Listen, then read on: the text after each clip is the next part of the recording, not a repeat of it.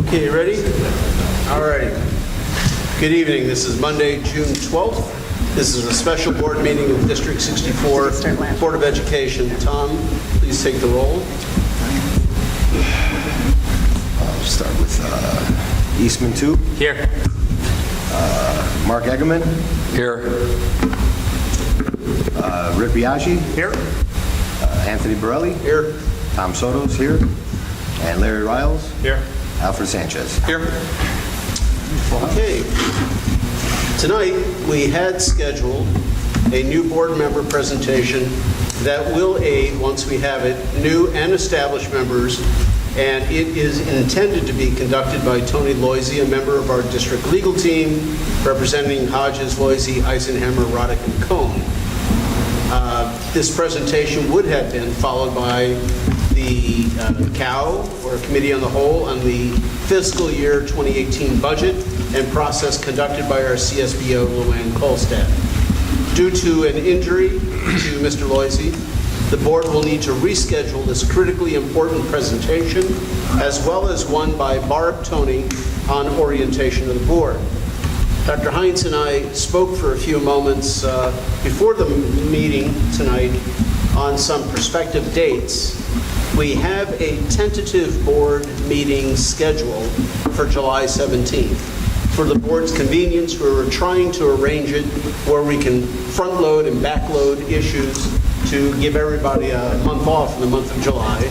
But now it looks like we're going to have to utilize that date for one, if not both of these orientations. So will folks be in town on July 17th? It's going to be critical to have everybody here for that meeting, obviously, if we're going to have the full intent. So anybody envision themselves not present for that July meeting? I might not. I want to check. Yeah, we're going to try and have the meeting with Tony Loisy on the 17th. That seems more of a lock on that date. We're going to try, if we can, have Barb on that date as well and double tag team. The unknown is Barb's schedule, so Dr. Heinz is in communication with her, and over the next day or so, we'll hope to know more. You guys are obviously doing something I'm not, because I'm not the keeper of my calendar. My wife and children I have to go ask the boss. I like that. Anything, always for me, anything after the 15th of July is being tossed up. Yeah, no. So that's a toss. Anything after the 15th. I won't leave before the 15th. Now I'm going to go home and see if I can make it where I don't leave before the 17th. And then we'll try to figure out from there. Yeah, let's see if we can make that happen. All right, the next meeting of the board will be a very busy regular meeting held on June 26th. We'll also include a public hearing on the amended budget already discussed by the board. Depending upon the content and time necessities, we may or may not have a meeting on July 17th, again, depending on who can be here. Updates on the district include graduation of our 8th grade students from our middle schools, which occurred on June 1st of this year. The board, I'm sure, stands behind me in wishing hearty congratulations and much success for the future to all of our graduating students as they enter the next phase of their education. On May 18th, the district celebrated milestones of tenure, accomplishment, and/or the graduation into retirement of 42 members of the district staff. 7 members were noted to have reached 25 years of district service. Living in the Chicago area, we all know there are 2 seasons, winter and construction. We've entered the district construction season. Starting Friday, June 2nd, movement was already underway to begin the process. Dr. Heinz will provide the board and the public via the web an update of the progress and/or problems as we work to complete a large volume of critical work by the 2017 opening date of school. On June 6th, Mark Eggman and I represented the board in another meeting for labor negotiations with the Support Staff Council, formerly known as the IMF Group, IFT rather. We continue to hammer out tentative agreements in line with other established contracts in the district centered on working conditions. At our next meeting scheduled for June 27th at 5 p.m., we will propose financial position of the board to that group. June 20, must be 26th. June 26th is the next board. Yeah, June 27 is the date of the Next round of negotiations. SSC Okay, meeting. sorry. June 26th is the board meeting. We will also have at our next regular board meeting an update for the board on the entirety of where we are so far with these negotiations. Keep everybody in the loop. Board member workshops are almost completed for our new members. As a reminder, please forward records of completion to Madeline and Sol at your earliest convenience. To complete a little house cleaning, we need to fill the positions on the board policy committee. As everybody knows, that the board currently has constituted only one board committee, and that is the board policy committee. This was changed from several years ago, where there was approximately 24 committees, and each board member, actually 28 committees, each board member had 4 committees assigned to them. Most of those committees were actually duplicious with administrative efforts. And the board several years ago asked administration to take over the duties of these committees and report back to the board. The board has far more knowledge of these events now than we did then. Board members and representatives of those committees rarely, if ever, reported back to the board. So we certainly have more information now regarding those issues.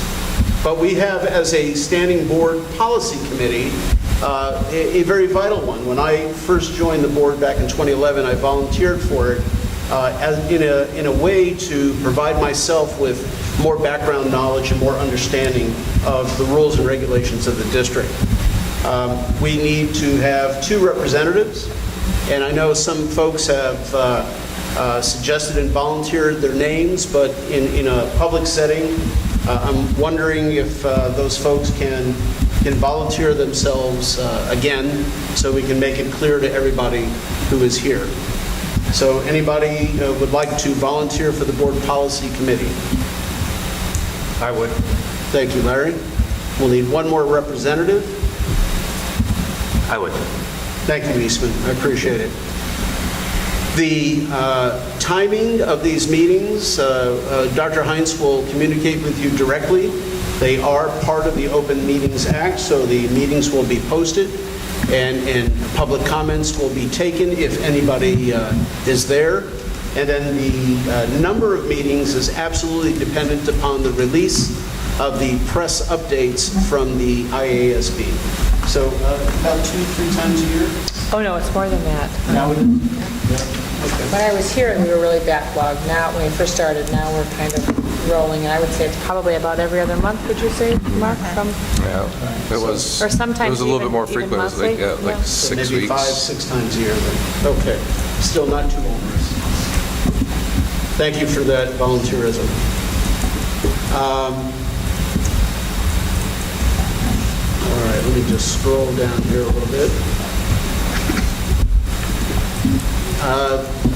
Rick, you had some thoughts about committees that you shared with me, and not that we are going to solve any questions here tonight. I just thought you'd put it out there. As an advent, Rick shared with me an email today on some of the committee things. It just so happened that I was bringing to fruition this policy committee business. One of the primary items that was to originally have been discussed with Barb Tony with the IASB was committee formulation. Committees are kind of a big thing. They're big because as the board constitutes the committee, the hardest aspect of it, when you really sit down, and I printed off a whole bunch of stuff tonight on this, and information that I had previously read that I want to update myself on. The function, you have to clearly define the work of the committee. What is the committee going to do? Is the committee actually going to be doing administrative work that's duplicious and counterproductive?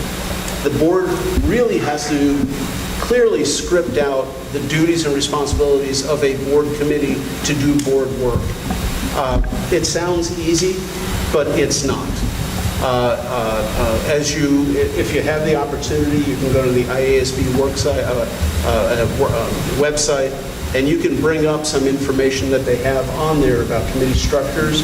And as you read it, you realize that in the conduct of your duties on a committee, you want to stay outside of what administration is doing on a day-to-day basis, then you really want to be very strategic in your planning and your work. So to that end, I would like to hear from Rick on his thoughts and concerns, and make sure all of us are aware of it, because there's some very good ideas. But how we structure these things going forward, I would really like to have input from Barth Tony when we get to that point, so that we really have a well-defined, well-structured, well-functioning committee when we get to that point. So Rick? So the thoughts that I shared with the board president today, and we had some of these conversations actually a little earlier after we were all seated,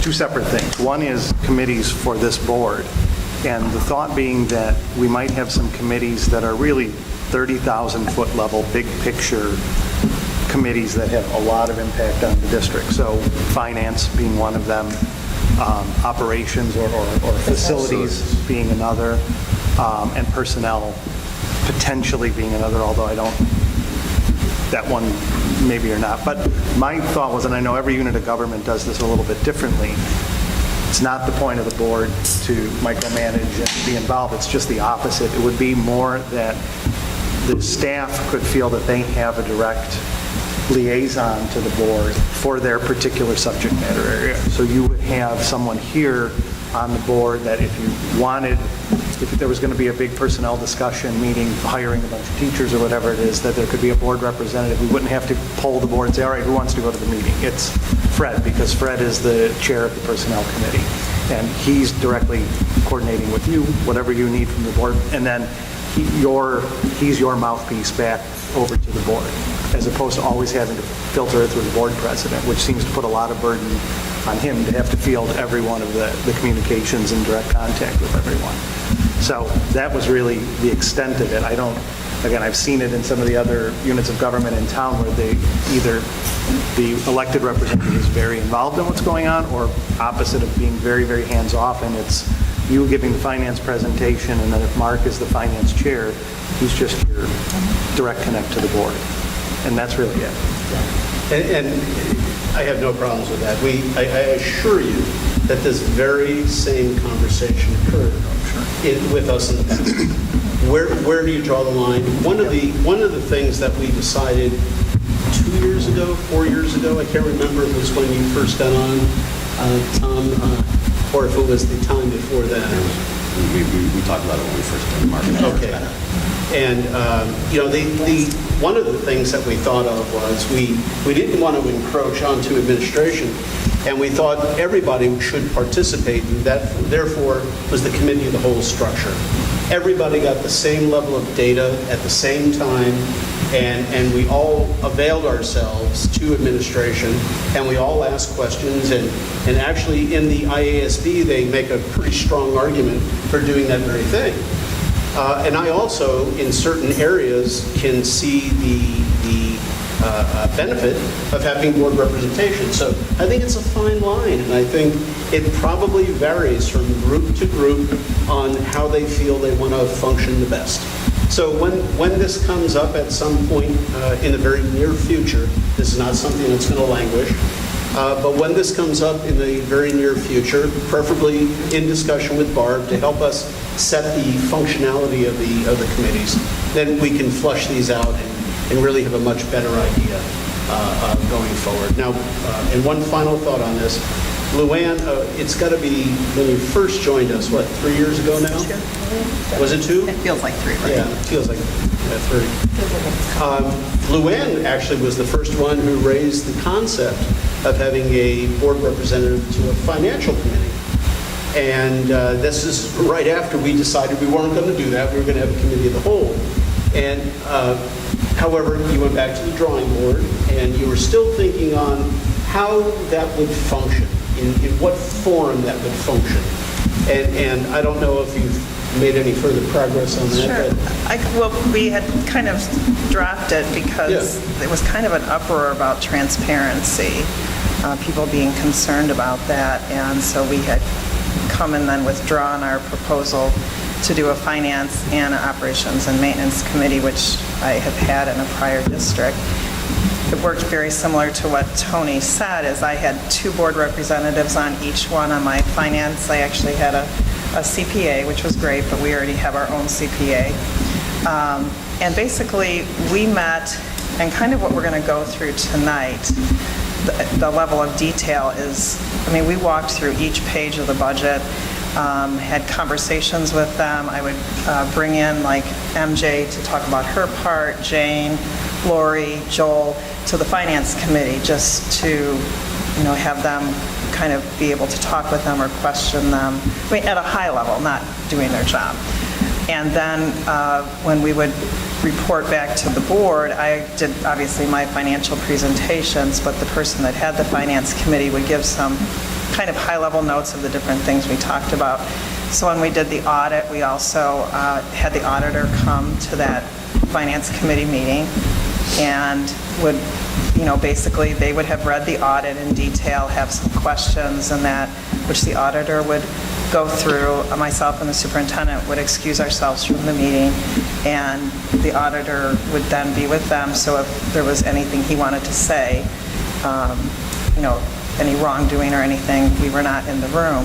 It was an open meeting, so we did post the meeting in advance, and our operations and maintenance operated somewhat the same.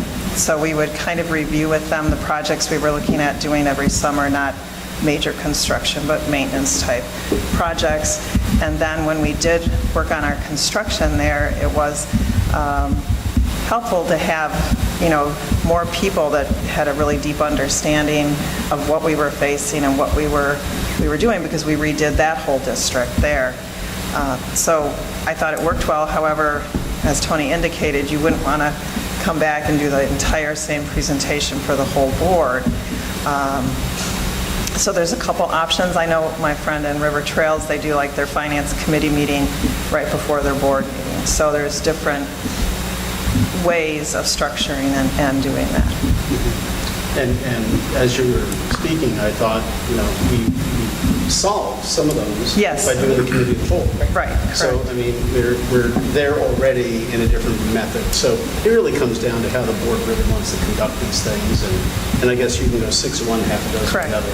It all boils down to how and to what end you want to have the committee function.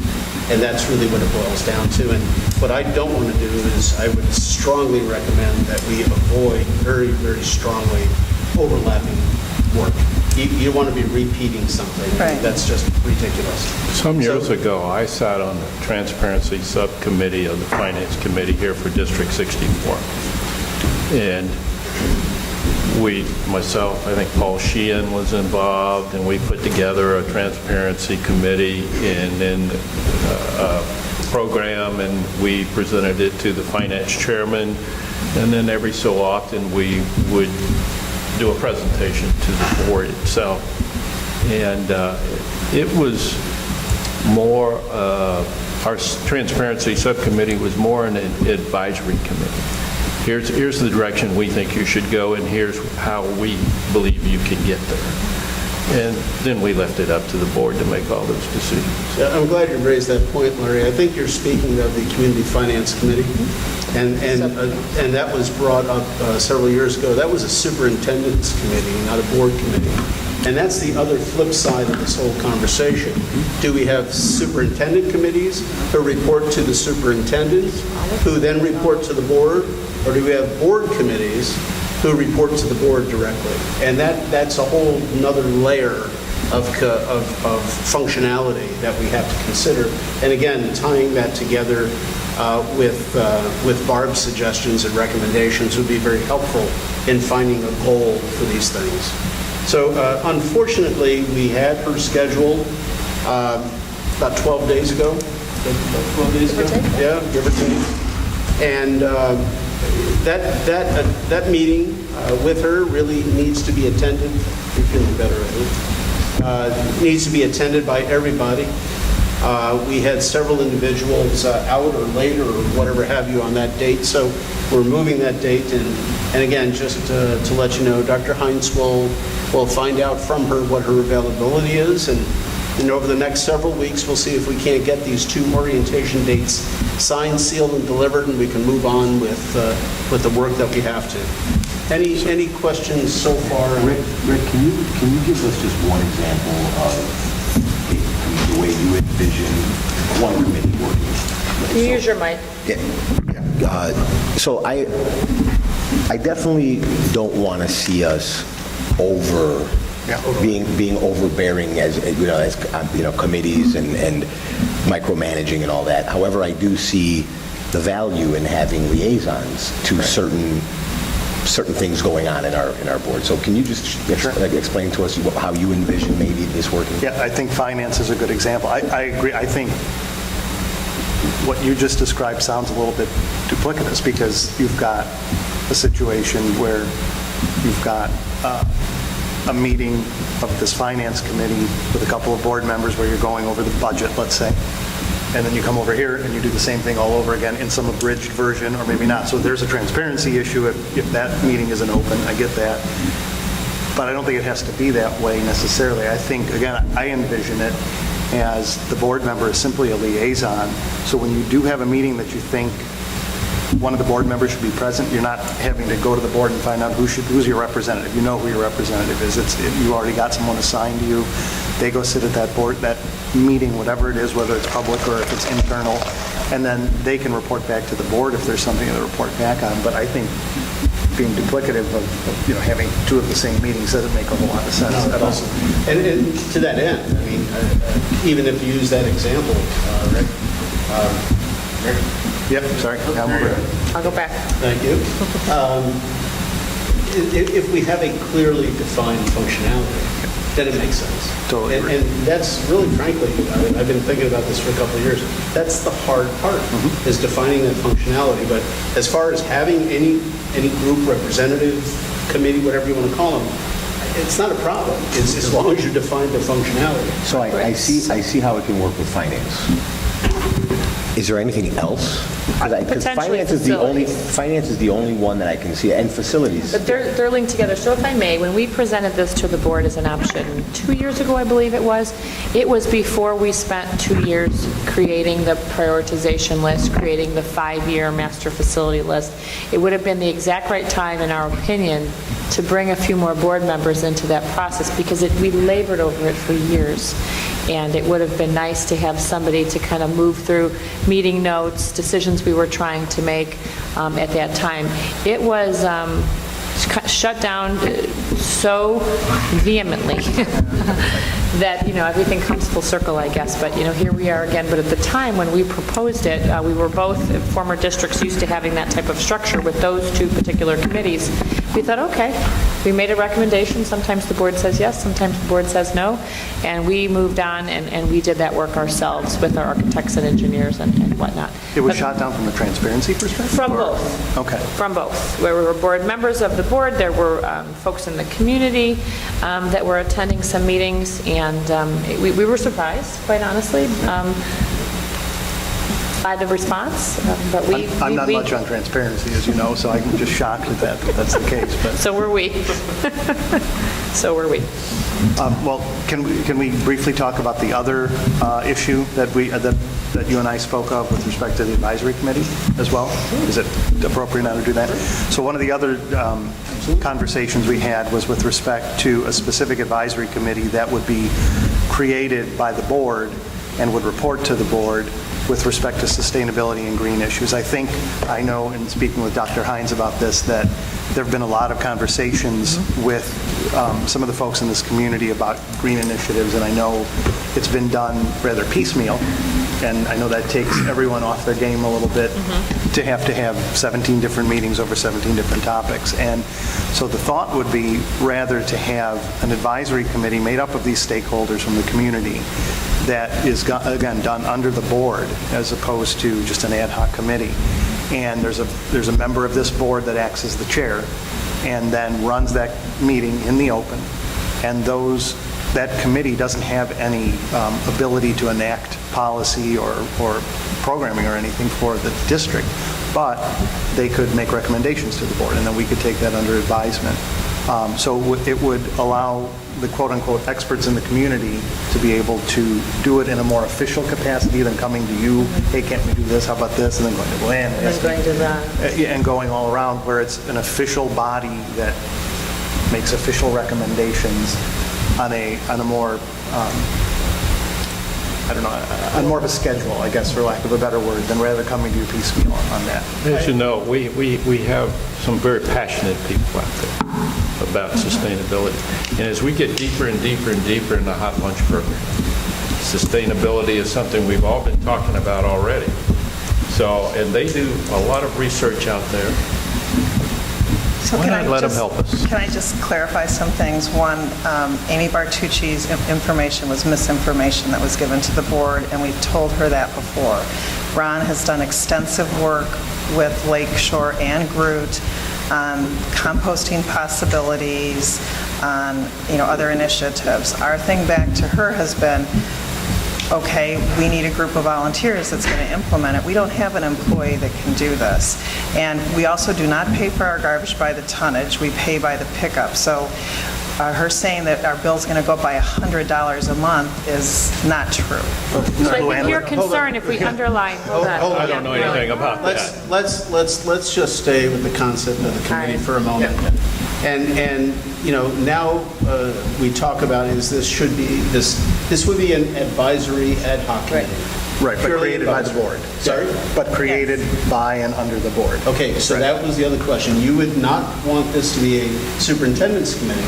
You'd want this as a board committee. If it's a citizens advisory committee, it could be under the governance umbrella of the board. Right, right. All right, so the board, not the superintendent.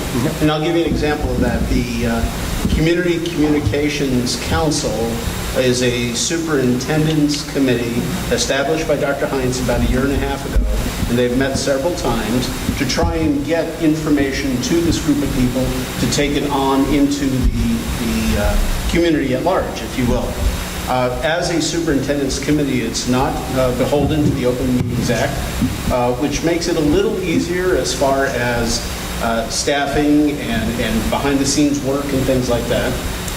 Board committees, while it may have some additional communicative benefits, also increases the workload for administration because that's more posting, more preparation, just more of everything. So, keep that in mind too when you set these meetings up, if the board wants to head in that direction. And the final thing, like any committee, I've said it before, I'll say it again, it's the outcome, the goal, the functionality that you want to establish.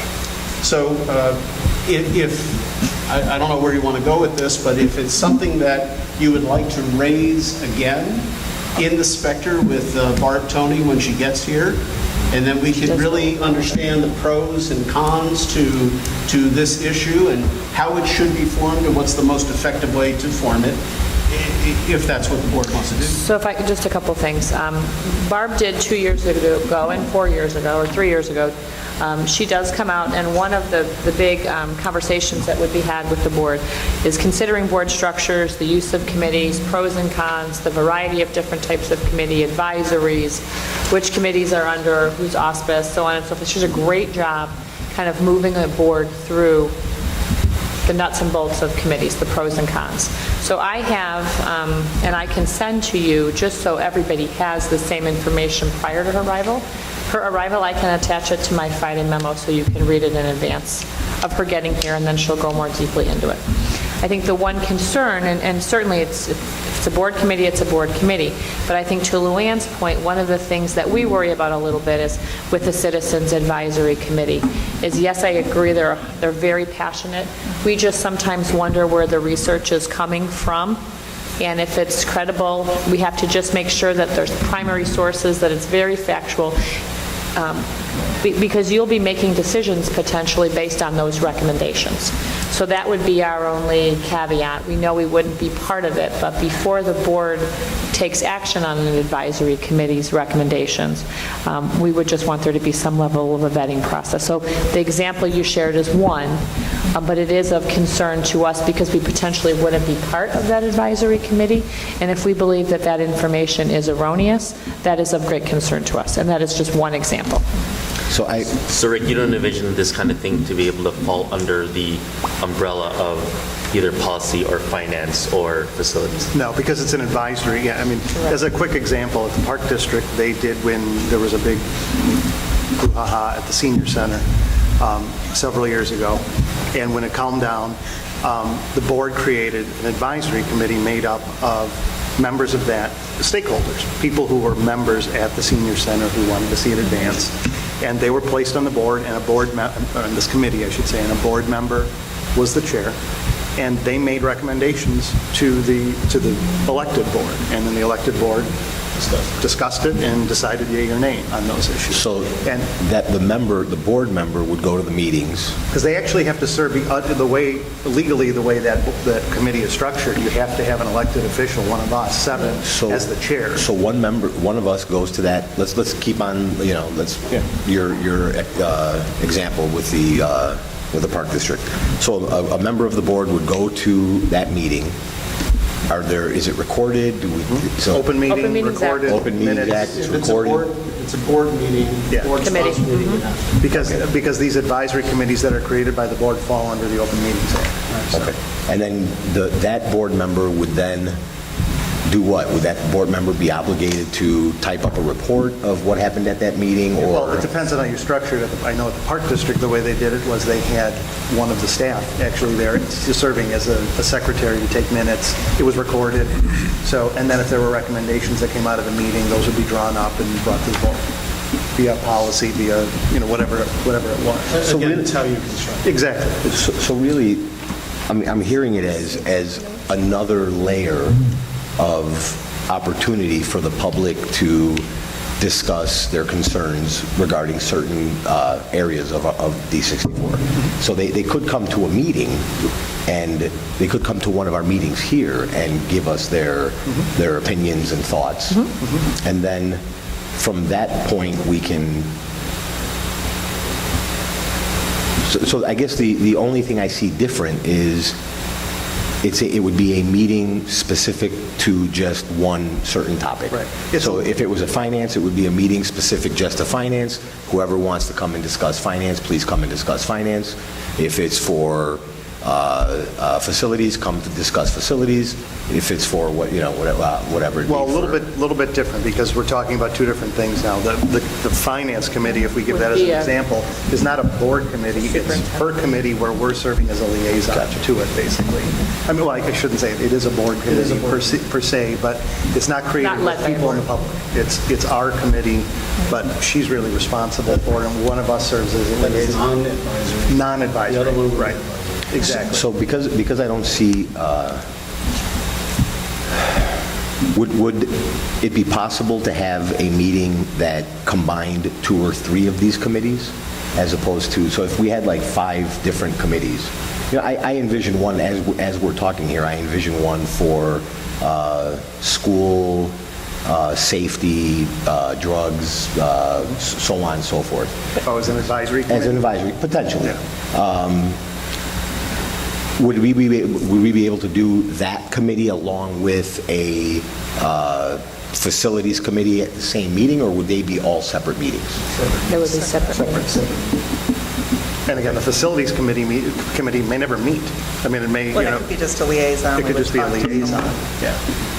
As opposed to a full-blown committee that meets on a regular basis. So my fear and concern is we create all these committees, and then we start having meetings. We incur a heavy cost to have all these meetings. If we have 3, 4, 5 different committees, we are now, incurring the cost of having you come and set all this beautiful stuff up for us. Someone's got to be there to press the record button, which I delayed in doing a little bit today. I'm sorry, by like a minute. Based on recommendations. And then, so that, there's going to be a cost there. There's going to be, you know, obviously, what room we're going to be meeting in, where we're going to be meeting, you know, setting up, breaking down. We don't have the luxury that the Park District has to have a specific meeting room, that's a boardroom that's already set there, everything's already there. So that's why I was asking if there was a way to combine these meetings so that we're not doing this all, you know, 7 times. Right. in a Well, month. again, the only meeting, public meeting, I would foresee based on what we've discussed is one of these advisory committees. So if there was a sustainability advisory committee, they might meet 4 times a year. They could have subcommittee meetings where they're meeting on a particular topic, but the committee sits maybe 4 times a year.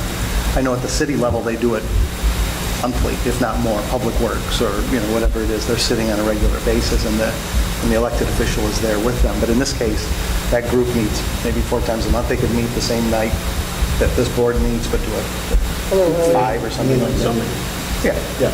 Well, yeah, P&Z is a little different, but Same idea. Public safety, there's a standing committee for the city, and one of the city councilmen acts as the chair to that committee or the liaison. Be the same kind of thing here. So, Tom, I hear your point, but I think we're only really talking about one, at this point, at least one committee that would meet on any regularity, and that would be this advisory committee, this sustainability advisory committee. And we could, again, structure that so it was done within the confines of this meeting, maybe beforehand, and avoid the extra cost and time for staff to be here. I think this needs to be flushed out. I think that Bart can help. If there's a consensus that enough folks want to head in this direction, there's pros and cons to it, there's some logistics behind it, but I think if everybody wants to go in that direction, we'll find a way to do it. So Put it on Barb's radar. yeah, let's make sure that Barb is aware of it, and that's on the hit parade that has to get discussed and worked out with board members. All right? And then we'll figure out how to make it happen. Any comments before I go any further on committees? Tony, for the record, I think you put out the wrong date for the union contract For the what? negotiation. I believe you said the 27th. That's up. I believe it was the 28th is what I have in my calendar. So Lori, can you confirm that? We have prep on the 27th and the meeting correct on the 28th at 5. Okay. So we have both of those days. So you and I guess, are on the 27th, and we're meeting with them on the 28th. Correct. We had a Right. prep meeting and then Kathy. Thanks, Bert. We've got lots of stuff on those days, so I appreciate you clarifying that. All right, so as we move in our agenda prior to the start of our meeting, and per the OMA, we address ourselves to the public for comments. If there's anybody in the audience who wishes to address the board on an item not on the agenda, you may come forward to the podium. And not seeing anybody available or willing to come forward, we will move along in our agenda. Unfortunately, Tony is not going to be here, but I can, from personal experience, tell you how painful a back injury is, suffering as I do from one. We will move right to the meat and potatoes of our raison d'etre here, and that would be the review of the fiscal year 18 budget. So, Luann? Thank you, Tony. So Brian Imhoff, my assistant CSBO, is also here tonight, so he will be doing different parts of the presentation. So we put together a presentation. Can you guys help pull it up on your wiki? Okay? Or they have a table copy as well. Or you have a hard just in copy. case. I don't believe we need to project it, or do we, Bernadette? Sure, it's So do we need to change the slides for the video, or no? No? Okay, so if you guys all have your hard or your wiki, I mean, I guess I would like you to use your hard copy so you have your online budget that we sent you. So if you have questions, and you may already have some. So what we did tonight, because we have so many new board members, is kind of just a review of some basic stuff about the Illinois state budget. And Lori had sent out in her last Friday memo some suggestions on areas of this riveting Essentials of Illinois School Finance book to read. It's a pretty easy read. So if you've read it and you have any questions, you can always direct those to Lori and I. So just wanted to kind of cover our budget cycle, and this is pretty much the same every year. January and February time frame, I'm starting from January because that's when we start the new budget cycle. We review our CPI projection, our financial projections, because we then have the CPI. It's released around the 15th of January every year, and so after we have that information, we can put together projections and share those with the board. At that time, also, Joel and I bring to the board our enrollment projections and then staffing plans that we're looking at for the next year. If there's any potential areas where we need additional staff, or this year we also brought moving from teachers' assistants to nurses in all of the schools. At that time, we'll bring a recommendation to the board to take action for us to begin our budget cycle.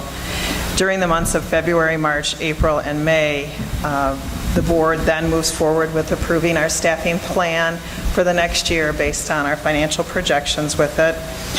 Brian and I meet with the different departments, and within those departments, such as Lori Lopez, she has gathered information from her curriculum specialists and department heads on their portions of the budget. So it's kind of a piece together of getting all of our pieces done. Yes. If I can jump in there, for the benefit of the new members, you might want to make a remark based, that you do your budget based on $0 budgeting. Sure. Okay. So when we do our budgeting, and Brian will also cover this when he's doing the Ed Fund tonight, our staffing and benefits, which represent the biggest part of our budget, are done based on zero-based. So the individuals that are in there tonight are actual bodies for the salaries. So I don't take our budget and increase it by 5% every year. It's the actual people that work here. So that number will change between now and when you do the final adoption of the budget, because we haven't finished hiring, and Brian will go into more detail on that. On our benefits, tonight, those are not our final numbers because we are hiring staff, and so some of those numbers will change, and then we'll have the correct numbers in there when you guys do your final adoption. As I indicated with like MJ, Jane, Ron's budget, Lori's budget, Lori Hines' budget, and Bernadette's budget, and if I forgot anyone, their budget, Joel's also. When we sit down and meet with them, they need to kind of justify to us what they're putting in their budget, okay? So they don't really necessarily control the hiring of staff. That comes through Joel's department. But like Lori will sit down, I'm using her as an example, with us, and she'll review like how many sub-days she needs for professional development. And so then we have discussions. Are they her days? Are they, which portion are Jane's or MJ's? And we talk about that. When she's talking about any equipment, like to enhance our network or refresh cycles of teachers' computers, we know exactly what she's doing. So we really try to have them justify to us why they have different, items in their budget or things that have been added. For example, last year we had some fixed asset type equipment in our department and other ones that needed to be replaced. And so you'll see in the budget, if you look under art, they had some capital equipment last year, but not this year. So it's not that you have that budget and now next year you're going to have that budget, and from here to eternity you're going to have the budget. Some of our budget items are also based on a per student head. So some of the supply budgets, when Brian walks through that, he will make some remarks on that. We base it on that information. Sure. So I'm a big proponent of zero-based budgeting. We've talked about that before. During the year, do you find that there's one department more than others that come in and say, gee, I made a mistake, I need more money, or I need to make a change? No. The only time that happens is if there's a new initiative, and that typically will come out of Lori's office and out of the board. So the board wanted to do a communication audit this year we hadn't budgeted for. Fortunately, we weren't doing something else, so it was in the budget that we could do it. But I've never had, in my 10 years, a department come to me and say, I misbudgeted in what I'm asking for. Because depending on what it is, the answer from me more than likely is going to be, you're going to need to wait till next year. It really would depend on what it is, but I've not had that issue, and by really sitting down and meeting with them and not having them do their budget in isolation, we question them, quite a bit. It's a lot of dialogue back and forth with them. Generally, the first meeting is not their final budget. So they go back, they have additional work to do, questions for us. I must say I've not ever had anyone ask that. Having a very well thought out, I think, strategic plan that maps 5 years' worth of work has also helped establish the budget and really informs what goes in there by department. So Would you agree? Yes, I do. For the benefit of the video, for everybody watching at home, the concept of if you don't use it, you lose it is not here in District 64. Correct. I'm not of the belief that if I give you $5,000, you need to spend all of it, because next year you're not going to have that budget. You only should be spending the funds that you really need. So you'll see when we finish out this year, there'll be a lot of accounts that have budgets left because maybe things didn't end up costing as much, or we didn't need to buy as much equipment, or we ran out of time to do maybe perhaps some of the work we had planned to do this year, especially in operations and maintenance. That can happen. So on performance evaluations, you tie management of the department budget to a performance evaluation from the staff? No, I don't believe so. No, but Never. if their budget is not, if we had an issue with the budget, I mean, Lori and I work very, very closely together, so if there is an issue, she is made very aware of, if I'm having an issue with somebody with their budget or their spending, she is very aware of it. So it's not directly linked, but if there was a problem, say year over year, Lori was overspending her budget, that would be a point of feedback that, Lori would certainly receive from me in her narrative, because, she's clearly doing something wrong, or Jane or MJ or whomever, but it isn't formally spelled out. Or clearly doing something right because they had Correct. a significant amount of money left over at the end of the year. So I do, the principals also have very small budgets. When I came here, the principals didn't really have a budget responsibility, which we have been working on over the 2 years. They want to do it. They were not allowed to do it prior to my coming, but we have been giving them more and more responsibility.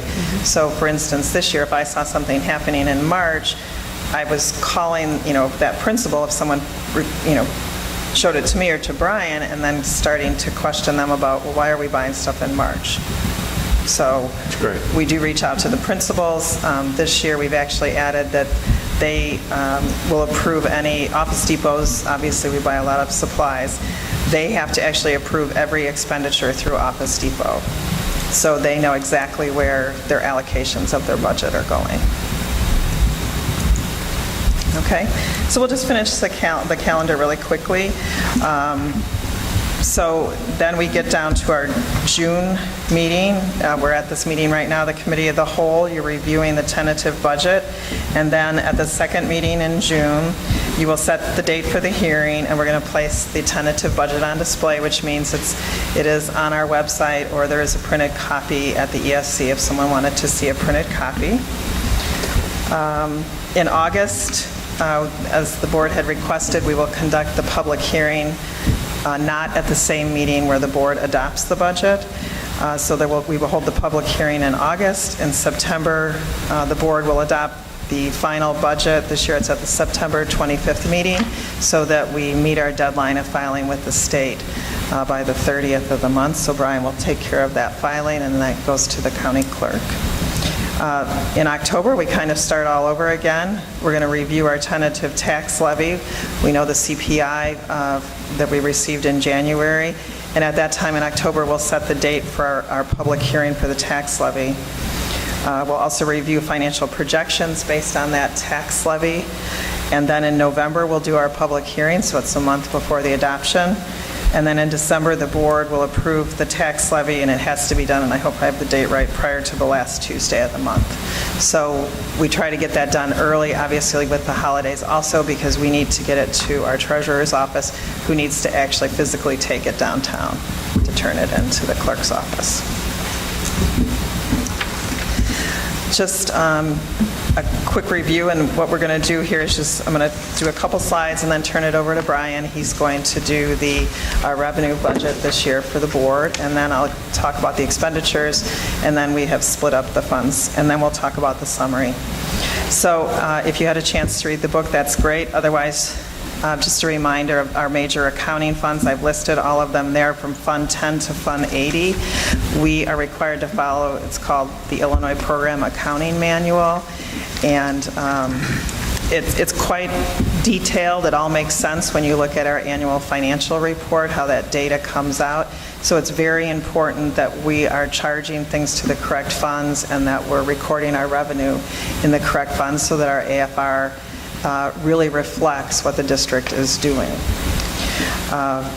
First, when we look at, so we have our funds in our accounts, and this is really to help you guys if you're looking through the documents we gave you tonight or any of the Skyward documents you'll be receiving throughout the year. So, and you can always contact Brian or I do ask that you copy Lori on any correspondence with us because we always respond back with her included. So when I look at revenue, we have our fund. So I showed an example, Fund 10, and then the R is just revenue.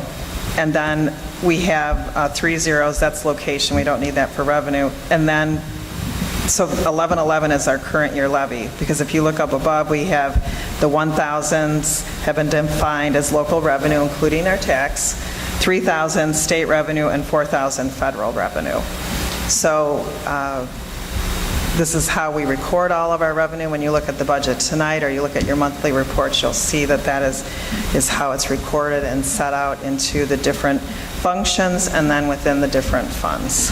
And if I may just let the new board members know that when Luann arrived here 2 years ago, both Luann and Brian worked tirelessly to really kind of untangle and really recategorize where expenditures were placed Correct. and how our ledger read. So we could very clearly, if anybody asked, a board member or someone else, how much does it cost to run your PE program? Everything was properly charged to the right account, and you could pull up a number. And that wasn't necessarily what you felt was happening when you arrived. Would you Correct. agree? All business managers do things differently. I'm probably more anal than a lot of them, and I know Brian definitely is more anal than me. CPA and you? CPA, so CPA now. We didn't have, they were not broken out, so like PE, art, music, the different programs, the family and consumer science. If you guys were to say, what is family and consumer science running us? I couldn't have told you. So even this year when we did our PREA negotiations, when we started last year, Tony, they would be asking questions. Well, because the data prior to my coming was not so clear, we couldn't rely on that historical data. So we worked pretty much most of my first year cleaning up the finance side of the database and making sure things made sense, because when you're looking at cost of programs, you need to know how much is that particular program costing us, how much is that particular union costing us, and so Brian and I want to be able to give you answers that we know are correct and are the numbers that you guys need to make decisions. So we worked a long time. I think he was probably ready to kill me at some point cleaning this up, but I think he's happy it's cleaned up now too. So now I'm going to turn it over to Brian, and he's going to kind of walk you through the tentative revenue budget. If you have that up on your screen, if you want to kind of look at that as he's talking, he's going to cover the different areas and some of the highlights within this budget. Can I just ask a quick housekeeping question, since I'm Mr. Transparency?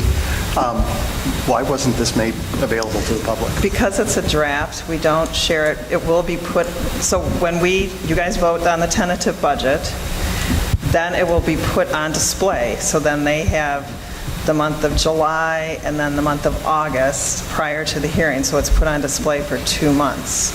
This is still a draft, and so we want the board, to look at it.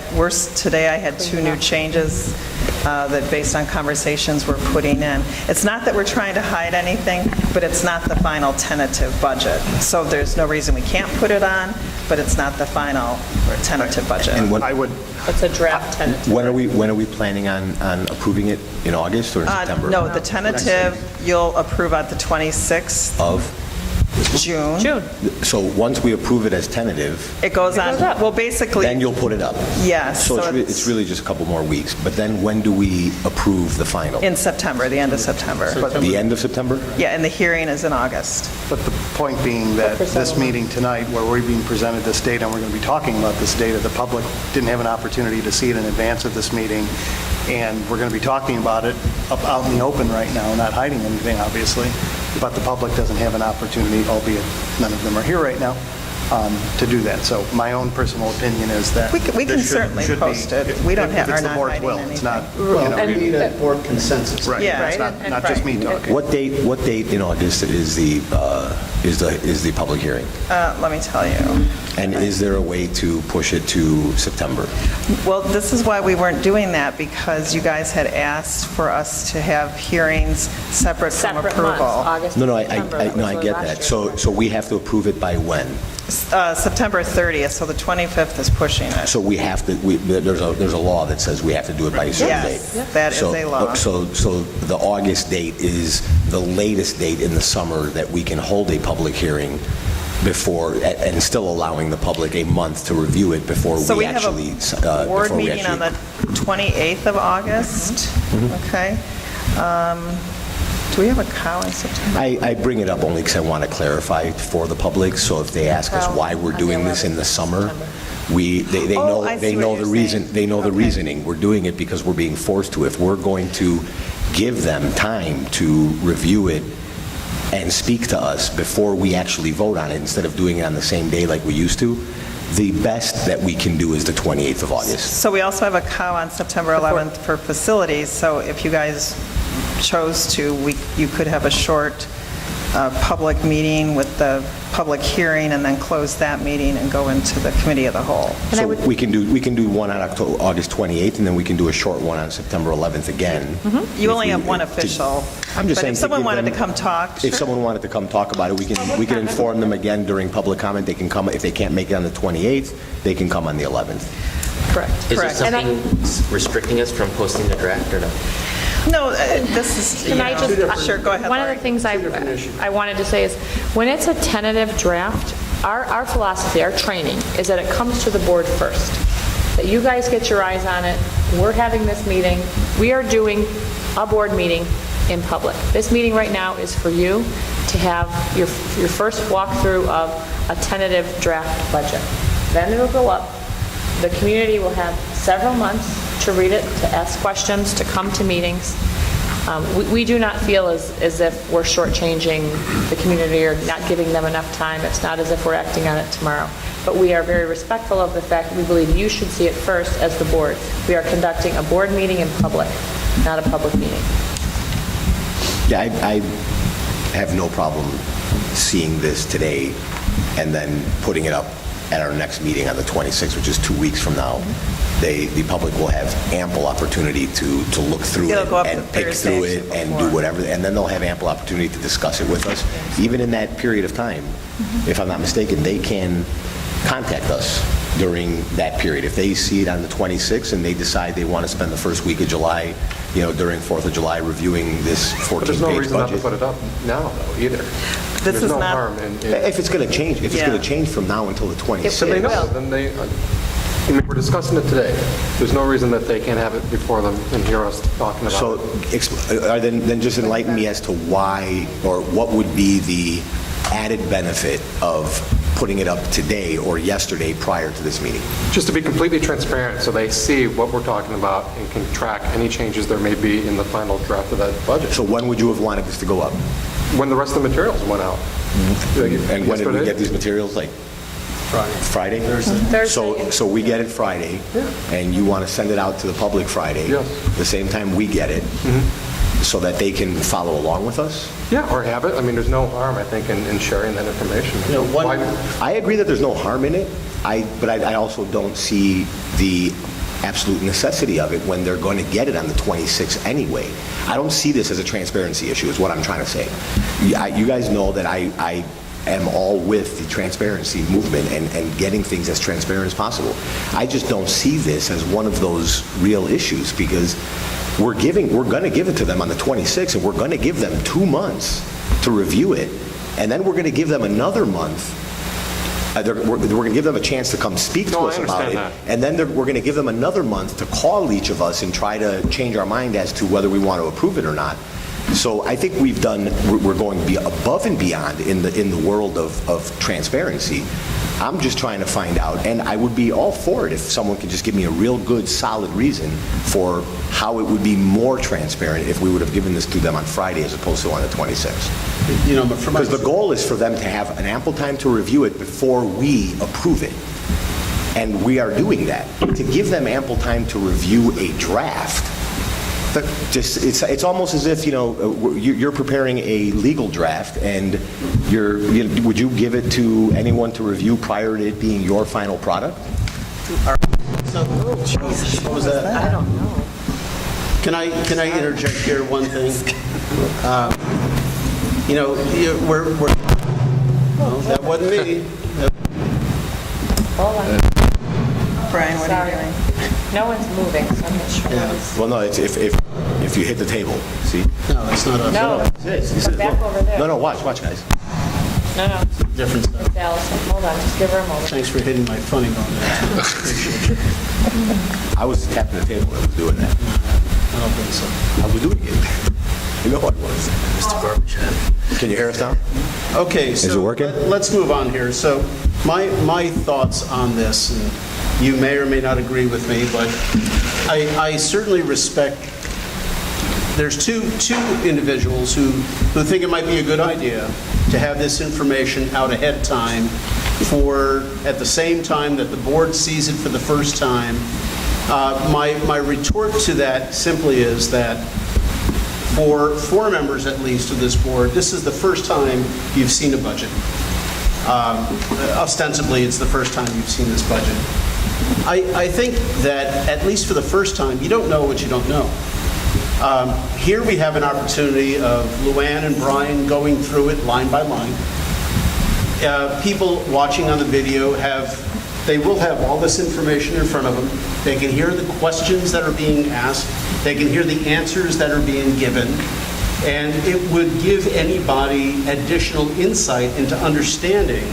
If you go to the 76-page draft tentative budget PDF that was sent to us, after about 30 pages, my eyeballs were rolling back in my head. I don't know about everybody else.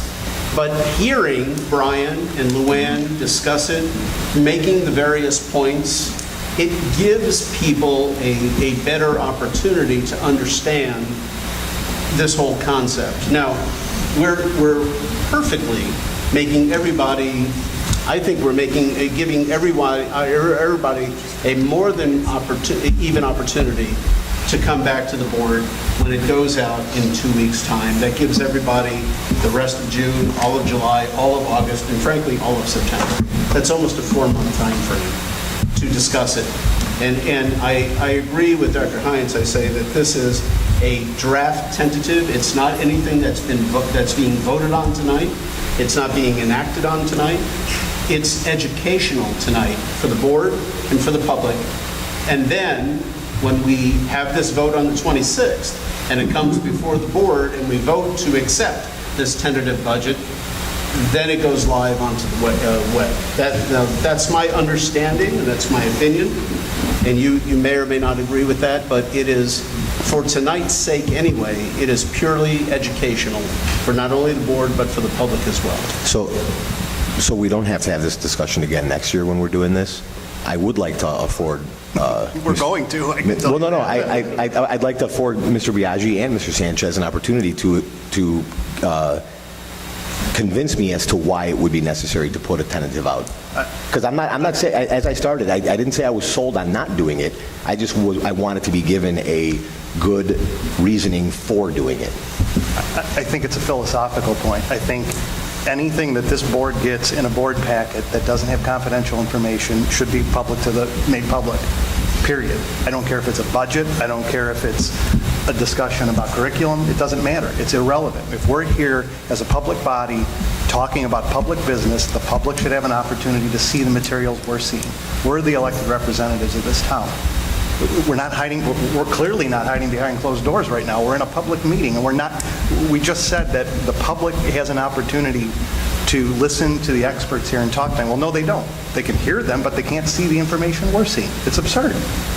This is basic information. There's nothing secret in this. I could go and put this on Facebook right now during the meeting. There's nothing I'm violating. There's no law.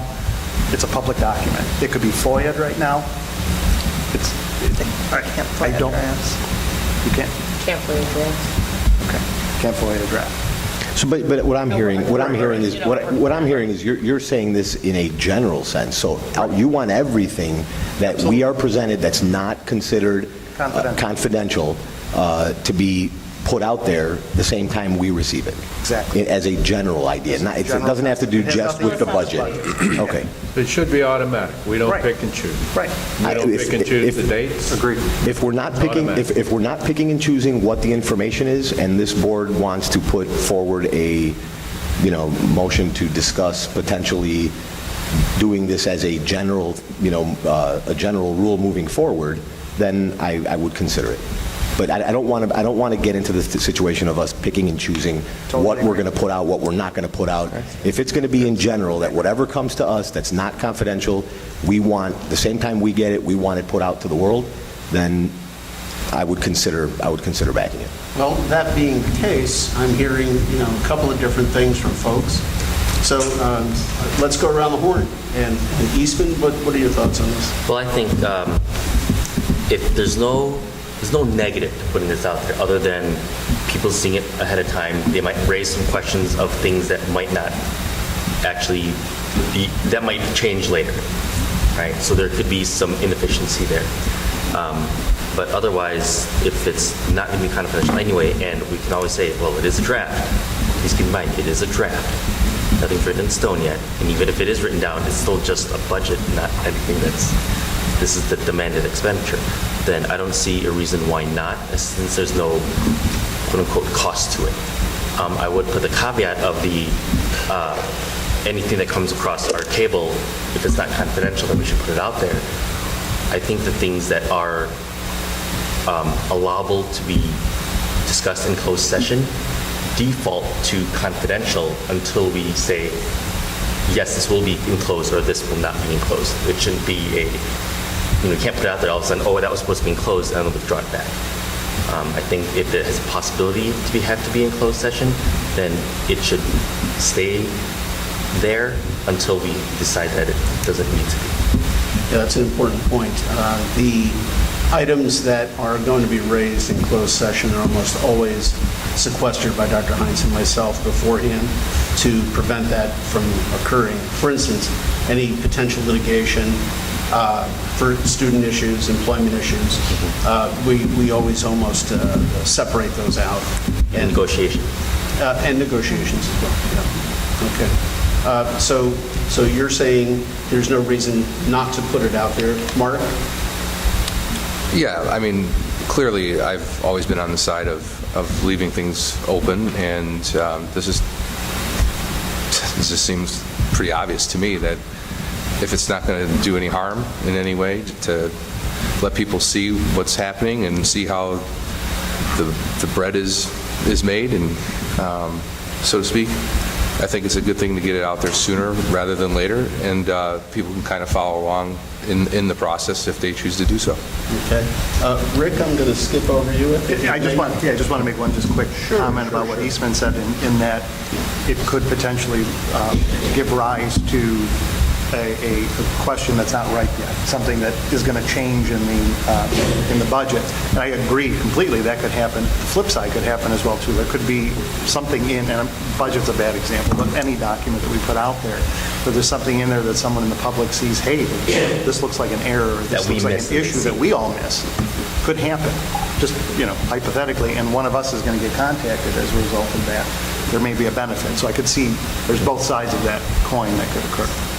So, Fred, you've already mentioned in your dissertation with Tom. Larry, what are your feelings? Well, I think, like I said, we can't pick and choose. We need to be as transparent and as open as possible. It's the message we send to the community and the public. It's the right message. The only thing I can see that's going to happen is there's going to be questions driven by the lack of a state budget here when you look at the 3,000 series state revenue, that we need to be prepared for that. And with the Senate Bill SB 1 being kicked around up there right now, there's a lot of publication, there's a lot in the news right now, and so I'm all for it. Okay. So let me make a recommendation to the administration based on consensus. You didn't ask me. I thought you already made it. Yeah, I'm kidding. Based on consensus of the board going forward, if the administration would please put available on the web the same documents that the board is going to receive on their Thursday night packets. And the information would be prepared for the board, therefore it will be prepared for the public. I think in certain instances, for the most part, I think it's going to be a non-plus.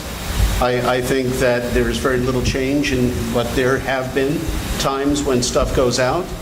And Dr. Heinz and I have been on the phone over the weekend, and I'm contacting individual board members over the weekend, and we have motions that change dramatically over the weekends. And Mark, you're shaking your head. You know that happens.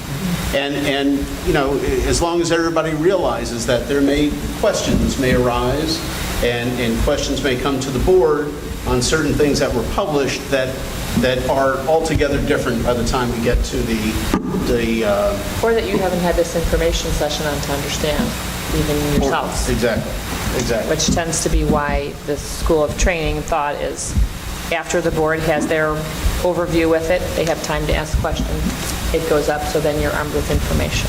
I think it's up to us now to, if we do receive a phone call from a resident that says, hey, I want to discuss this budget with you, and they call us on Friday, and we received it on Friday, I think we all, as board members, need to be able to answer them and say, well, I'm sorry, but I haven't had a chance to look at it yet. Let me review it, and I'll get back to you. And I think that this board is capable of having that conversation. Or better yet, you should direct your question to Luann, our CSBO, if it has to do with finance. Well, I would definitely, when it comes to explaining the document, I would definitely direct them to Luann. If they wanted to tell me that they think they see a mistake, I'll take the note and pass it on to Luann myself. Great. That would be the appropriate way. So, any questions on that consensus? And not hearing anything, thank you, everybody. So, Luann, we're back to Brian. Brian, just one real quick question. As you go into the revenue, will you be referencing the draft tentative budget PDF at all? I've made some comments, I made some notes in that whole PDF thing. I don't know if you were going to be referring to it at all. You're referring to the one that's, 5-6 pages long? No, Or the 76 one-page pager. summary? This one. The 76 pager. Yeah, that one. Oh, the 76-pager. Yes, that's what we're going to walk through He's in walking it through. Oh, good. All right. So I've a got fair amount of detail tonight. So, yeah, and as you mentioned, it's quite a big document. We've listed every account number in here that has a budget. So we're not going to describe every single line item to you guys, but just know that this is a dialogue that can go back and forth. So if I'm skipping over anything you want to ask about or want more info on, feel free to ask. Otherwise, we'll mainly point out some of the items where we noticed variances or differences from the year before, or changes that are facing the district. Can we start on page 1? Yes. Because I've got questions on page 1. I just want to make sure I'm not missing a page. On the first section on revenue, you have kind of a summary at the very end of the revenue with totals for all of the different funds. There doesn't seem to be an accompanying It should look like this. summary. And then- Summary on page 1. Right. But just of the total, you know what I'm talking about? It's on Did you not page. get this? Yeah, I got No, that. he's got it. No, I've got that. It's a page, right? Trying to find the page where revenue ends. think it's- Page So the- 12. It's on page Yeah, there's a footer at the bottom that indicates the page number, and then over on the right, it'll say revenues or what fund it is. Right. So Okay. 10 has that final line, that grand total, Yes. but there doesn't seem to be a grand total for expenditures, unless I missed it. That could very well be. For all Each one funds. has its own, but it doesn't have a grand total. So the way we do the budget is the revenue is in one workbook because it's very small compared to the Right. expenditure. So the expenditures, when you look at those, we're looking by fund at those. I mean, obviously, the revenue is also by fund, but the There's a lot more expenditures. to it. So that's, but the bottom line is on page 1, the expenditures, that summary or sum, final grand total is still in here. It's in the It's chart, on the yes. on the front chart. Yes. Although, that's a good point, because I noticed that at the end of expenditures, there wasn't a summary. Right. And it might be helpful is that Well, the thing of it is just the, a net total? but the operating funds, we always need to separate out, right? So we always try to separate it out. I mean, we can certainly put a total, but we do the summary sheet for you so you can see it by fund. I mean, it doesn't, every expenditure budget is in a different workbook because they're such large documents and there's a lot of documents attached to them. But we can do whatever you want. You know, on page 1, Brian, I was looking at the bottom, and the budgeted expenditures include the capital outlays. And I know that every year when we do capital work and those monies are added in, and it makes it harder for me to understand. So I did some additions and such. So where I see at the bottom, 2017-18 budgeted expenditures, it's 84,106,528 with 6619,2005 over budget. But when you subtract that from 84, it comes right down to 77 change.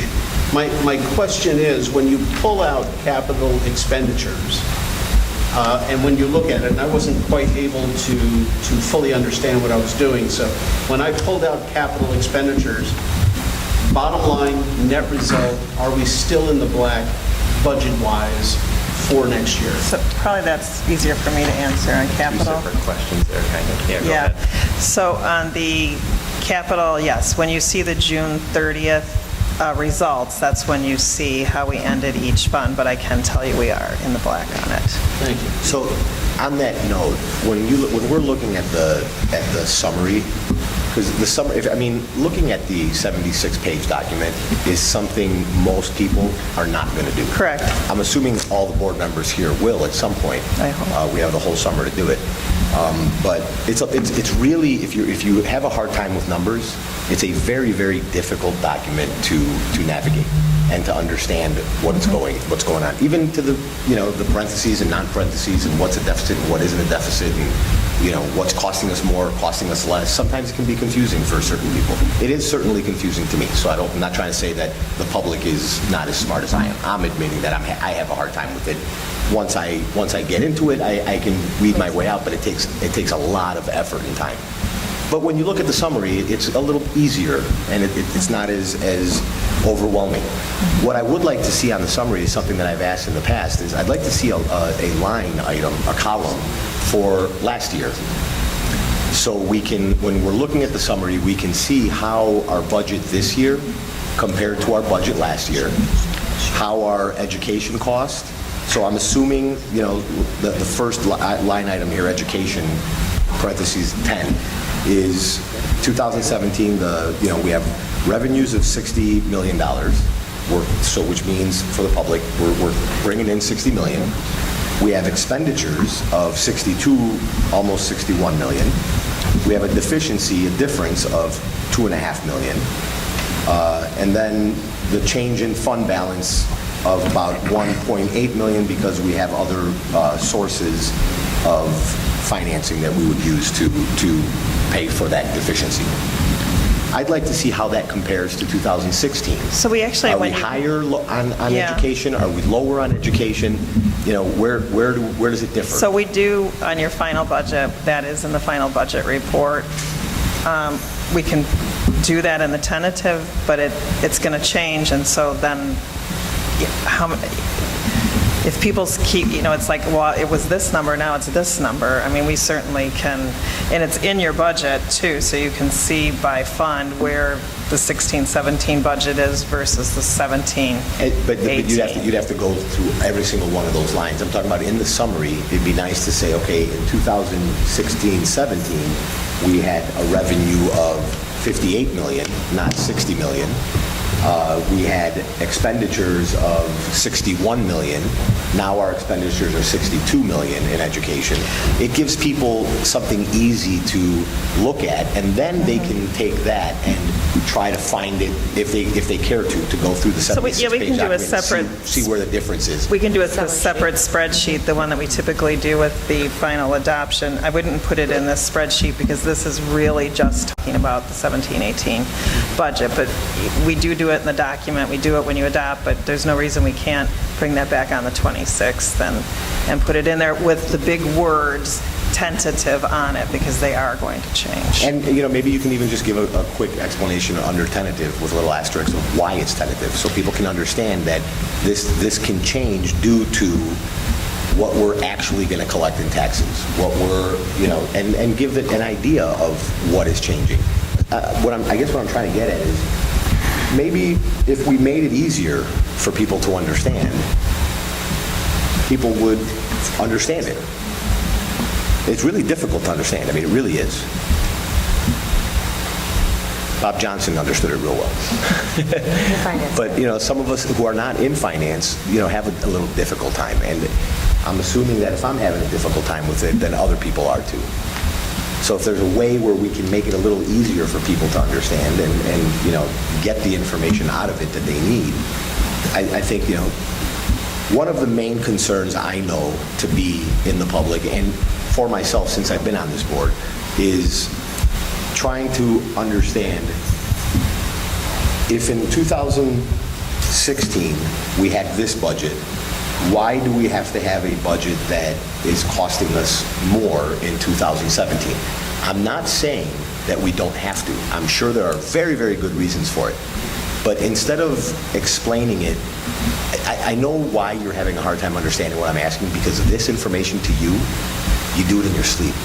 It is so there, it is so ingrained in your head, and you're so comfortable with it that you almost forget that the rest of us our brains don't work like yours. So I think if we had a way to understand it in more of a layman, non-finance mind way, it would be really beneficial to not only this board, but to also the public. Tom, are you basically just asking for like 3 more columns of information of like revenue versus expenditure versus balance from last year? Yeah. And I don't think it would be a hard thing to plug in. I think it's we already have the information. It's just, cutting and pasting the column. So if someone on this board thinks that I'm asking for something that might be a little non-helpful, let me know. But did you look at the report we put together? Because that does explain why there's changes and stuff in it. I did. So, we can prepare the budget versus last year's budget, which is what that would be great. I mean, that would complete the package, in my opinion, because we would see, and then maybe I might look at it and say, you know what, our budget is $75 million. Why can't it be 74 like it was last year, or 69 like it was last year? Where can we cut? And then we can gauge from there. Give us some thought, and we can bring back, or I can put what you're thinking after you've had a little time to mull over what he's saying. Try to put something together. And put it in a memo and get feedback. Over the last 5 years, has our budget increased every year? Yes. Of course, because salaries go up, benefits go up every year. Right. So that's all I'm just trying to, I want to gauge how, at what level it's going up, what percentage it's going up, and what are the... Are we spending faster than we're taking in at an increased rate? Well, but we also, when we do your financial, we provide all that information to you numerous times a year on if we're spending more than we're taking in. And I think that's why you hired me, is to make sure we're financially solvent. I personally think you're doing an amazing job, and I think we are in a much better spot today than we were when I first got on here. I just, for ease of navigation for non-finance minds, I would think it would be beneficial to. So what we can do is we'll look at something, I mean, Brian and I can put something together, because it would be putting it together once with the explanation, and then every year we just, when we do the budget, update the numbers, so it can be taking information from our board report tonight, and basically, putting additional information, kind of like they do we do the finance annual report, just basically not making it like so fancy, but just some explanations of why would we see, like almost a fact sheet, why would we see increases in salaries? That would be, and it's really the salaries I'm not worried about as much, because those we've explained to the public, and actually our increase in salaries next year compared to what they were years past are going to be at a much slower increase. It's more so there's going to be a huge difference between this budget and last year's budget because of a lot of the upgrades we're doing to our schools. Well, and that's separate. What, so if we kind of have that there, and we can say, hey guys, this is why it's not that we're spending more on teachers or we're spending more on music programs, but there's this huge number that we have to deal with, this big elephant in the room that hasn't been dealt with for the last 30 years that we have to deal with today. I go back to the communication audit that was just done, and we can't get the information out to the public often enough. It has to be given again and again and again and again and again. And I think that, I agree with you, Tom. I think that if we can come up with a simplified model or diagram that is carried through, that people keep seeing the same thing over and over again, the same data, eventually it's going to start sinking in. And not that this hides anything, but I think that Tom if you're suggesting, Tom, to make it a little bit more complete, show from where we were to where we're going, makes it a little bit more understandable. I agree with you. So I wrote down a one-page of the then and now plus the why. I think it's important to reference the dashboard, because all those numbers are there. Correct. The longitudinal, the look back, the trend data, what we've been spending, it shows All of it. revenues and expenditures. But I think we're looking at, all we want is one sheet, right there, a couple of extra columns. I think it would simplify things. Well, it'll be two sheets, Tony, because this sheet is only about 17, 18. It has to stay. I think up to 5 We're not going to sheets. change this. It would be a second sheet that's just 2016 budget versus 2017. Yeah. Basically, it will look exactly like this, and it will just have the variance in what it is. My only question for you is, if you're going to do that, logically, it would seem to me that you would want to do it after June 30th, so you'd have the final year-end numbers. Well, we actually won't have those, we'll have we don't have final till the audit, but in July sometime, we close the books, correct? We would have very close numbers by the August meeting. So if we can have that summary by the August meeting, by the hearing, so that we can present it to them the couple days prior to the hearing, so the people who, Well, the budget's not changing, so if you were looking for a comparison of the budgets, we have that. I think anything up to 5 pages, the average finance mind can follow and stay focused on. Anything beyond that starts to get, it's more of something that you do on a daily basis, which is something not something I do. So you're really asking for just budget to budget? Correct? Well, that's what I wanted to clarify. Are we looking for a budget-to-budget comparison or a budget to how the year ended up? Because we do that at a different meeting. Well, that would be, no, we should have both. We should have the 2016 budget to how the budget ended up, and then the 2017 budget. We won't have the how the 17 ended up, because Or we have it wouldn't projected. have ended. Well, we don't even need the projected. We have the, at least I don't. We have the projected budget for 17-18, right? We can have the 16-17 projected and how it ended up, and that will tell our public, hey, we projected, this was our projected budget, and this is how we ended up. Look, we did pretty good. Or no, look at that, we failed, miserably. I think that would give the public that would give them an idea of, hey, hey guys, try not failing so miserably on your 17-18 budget because you failed pretty bad on your 16-17. Or, hey, bravo, you did great on your 16-17. This 17-18, let's try to keep that trend going. So we did that last year. Okay. So we do, and I have it in here, we do that, and we bring the financial projections. So when we do the tentative budget adoption, or the setting of the public hearing, we show you what the financial projections are going to look like based on last year's budget, not actuals, and then the 17-18 tentative.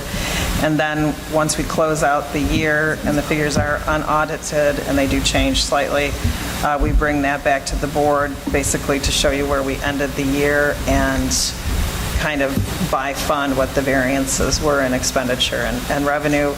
And we generally give you a written summative report of, why, like, we maybe spent $500,000 less in private placement. Well, those are kind of things we just look at high level, not nitty gritty. This is off by $200 type. I just think if we have it all for this meeting in August, it'll give people something to look at and question or applaud.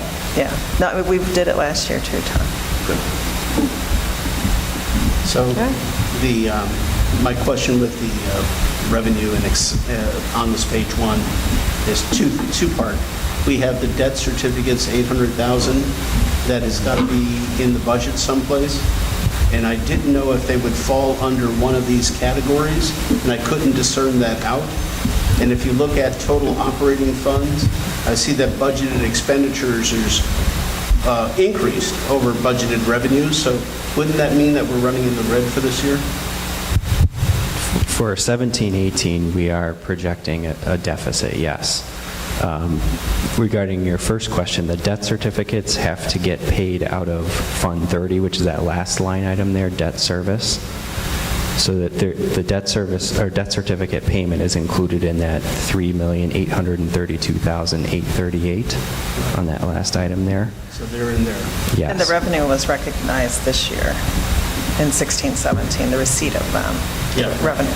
Yeah. Okay, so we will be running a deficit for next year. When we showed you the projections last time, we had about $812,000 deficit in the operating funds that we had shown the board when we looked at them last time.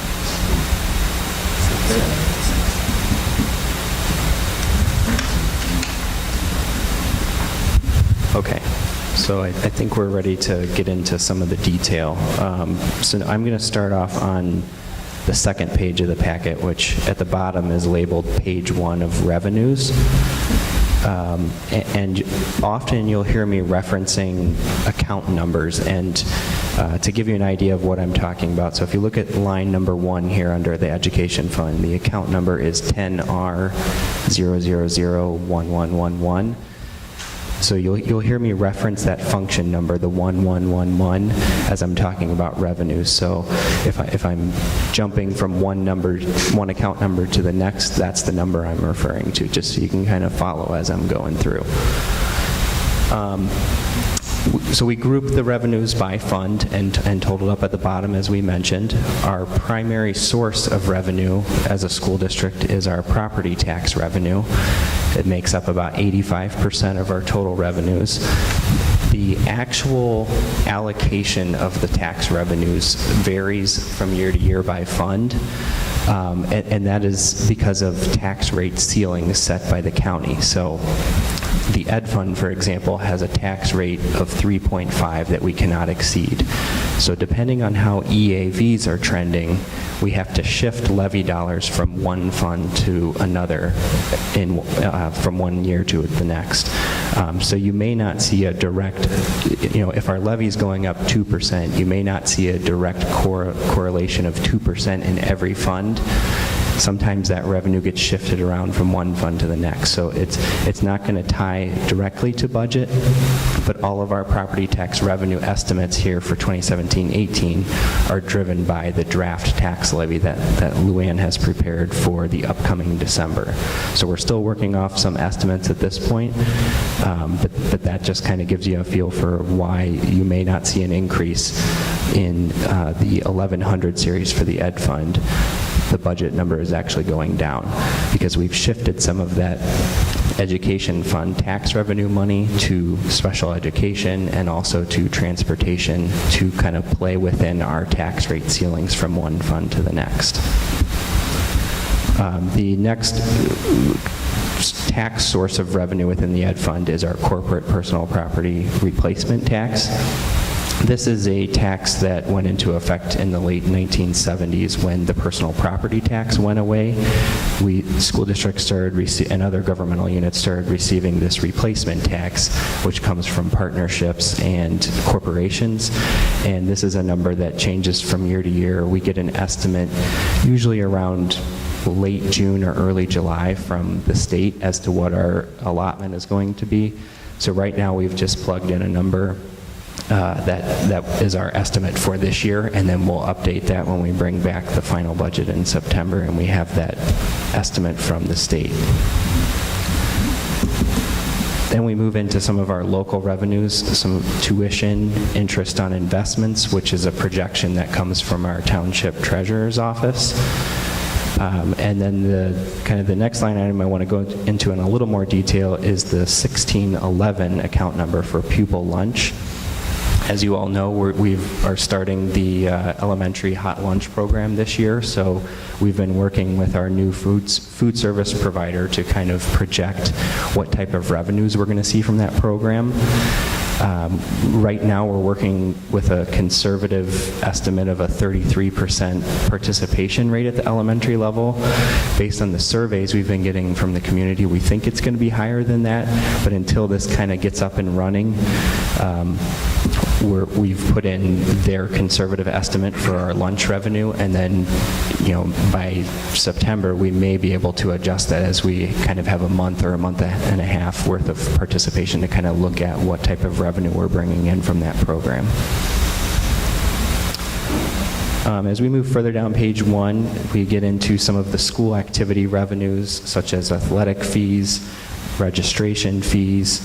The bulk of this type of revenue comes in between May and I would say August or September. So for registration fees, for example, which is account number 1810, you can see we have a budget of a little over $1 million, but as of April 30th, we had only collected $124,000. So we opened up our registration for next school year the last week of April, so a lot of that money starts coming to us throughout the month of May and into June. So the $1 million has been a pretty flat amount from year to year with fluctuations for enrollment. Then I'm going to jump down into our state revenues, which are the numbers starting with the 3000s. And as Larry was mentioning earlier, there's a lot of uncertainty regarding these numbers for next year based on the lack of the state budget. So again, we had to take a very conservative approach at this point until we start getting more information from Springfield as to when some of the delinquent state payments may be coming to us. So typically with a lot of these state revenues, we will see payments made on a quarterly basis. So 4 times a year we're getting grant money for the special ed personnel claim, the private facility, the extraordinary grants. In the year we're finishing up right now, we actually only got 1 quarter of those payments for 2016-17. So right now they're owing us 3 quarters worth, and they're indicating that none of those will come at least until next fiscal year with no set date at this point. So what are they owed? Roughly $1.5 million total. So for the tentative budget purposes, we've built in an estimate that we will receive the 3 quarterly payments from this year, next year, but we have not put in a budget for any of the 2017-18 quarterly payments. So you estimate that we have maybe 3 out of 4. Well, 3 from this year. We're guessing they're going to catch up slightly, but not start paying us anything for next year, at least until a budget gets put into place by the state. So that contributes about $530,000 of that deficit number that you're seeing right there. Do we have any uncollected fees from 16 and 17 from student fees? Sure. Handful. You gave us a report a couple months ago, and it's like quarterly. Yeah, it's, I don't have the number off the top of my head, but I think we're somewhere in the range of 40,000 right now, 40 to 50,000. But do we have that on the agenda for the 26th? I think there's one final update that will come either in June or July. Close out the books. Yeah. Yep. Yeah, it's on here for June 26th.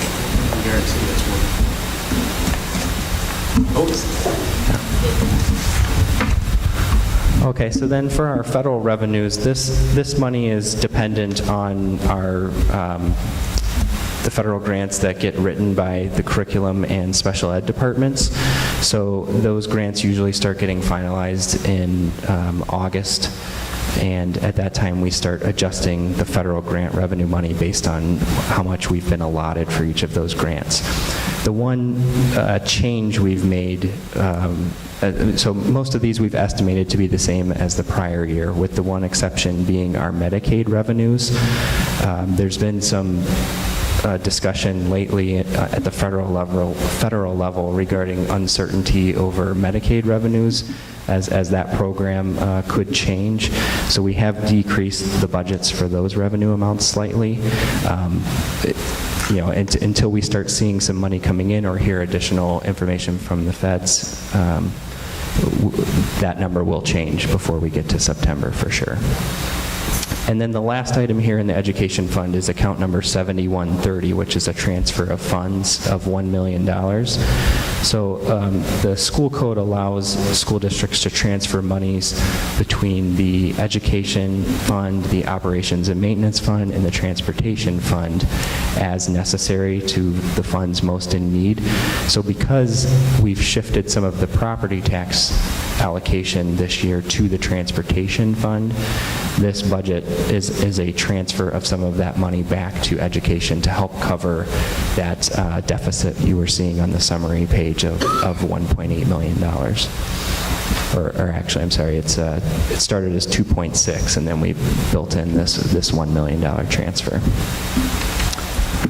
Any questions on education fund so far? Okay. So then on the next page is our operations and maintenance fund, which... And again, Brian, I just want to point out, this is just revenue.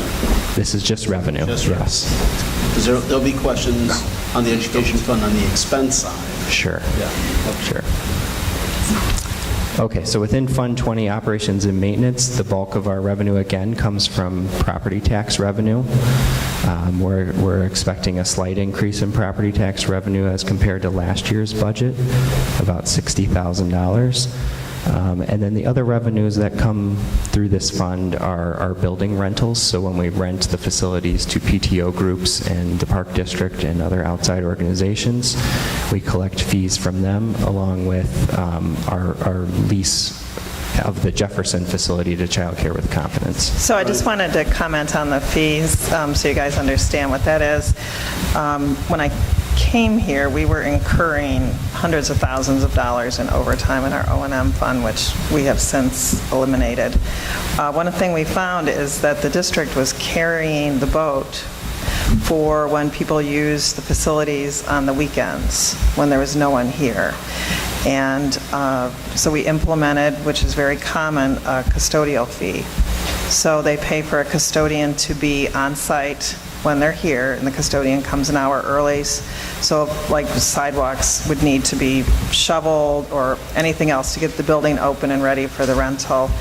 And then the either PTO or Park District or the Hawks or whoever's using it will receive a bill based on, we use $60 for salary and benefits, which for some custodians is right on. For some, that's low, but we figure, it's just an average. We didn't want to charge based on the custodial salary in a building because that's not really fair. So this helps cover that overtime cost that the district would not be incurring if they were not using the facility. So essentially, anything that happens on the weekends is a net zero, right? That is correct. Or if we have an event where it's going to run late or there's going to be a severe amount of cleanup needed after something, then they know they're going to be charged for overtime.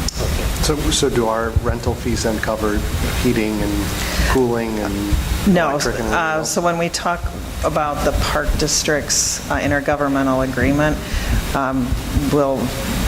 that's kind of stuff we're negotiating right now. But school-sanctioned events like concerts, promotion parties, things like that. Well, the promotions are not held here, they're held at the high schools for the 8th grade. Promotional parties, like kids graduating 5th grade. Oh, okay. They have They parties. did that in middle school, that sort of thing. Yeah. Right, but if there is extensive cleanup, then they are charged, PTO is charged for that because they're That's a pure typically... rental, that's right. Right, so, but when we have Science Olympiad or, I can't think of the other ones, stuff like that, the board picks up those curriculum-related, overtime fees. We have channels of challenge testing on the weekend. The thing is that from my side of it is protecting our buildings. So if I have someone come in here and the toilet starts running over and it's now running over for 3 days, we're going to have a real problem. Brian, as we're going through this, I think it might be helpful to, as you go into each category, explain really what's in that category, like the education fund, for instance. That really covers salary, benefits for staff and some other things. O&M, what exactly does that cover?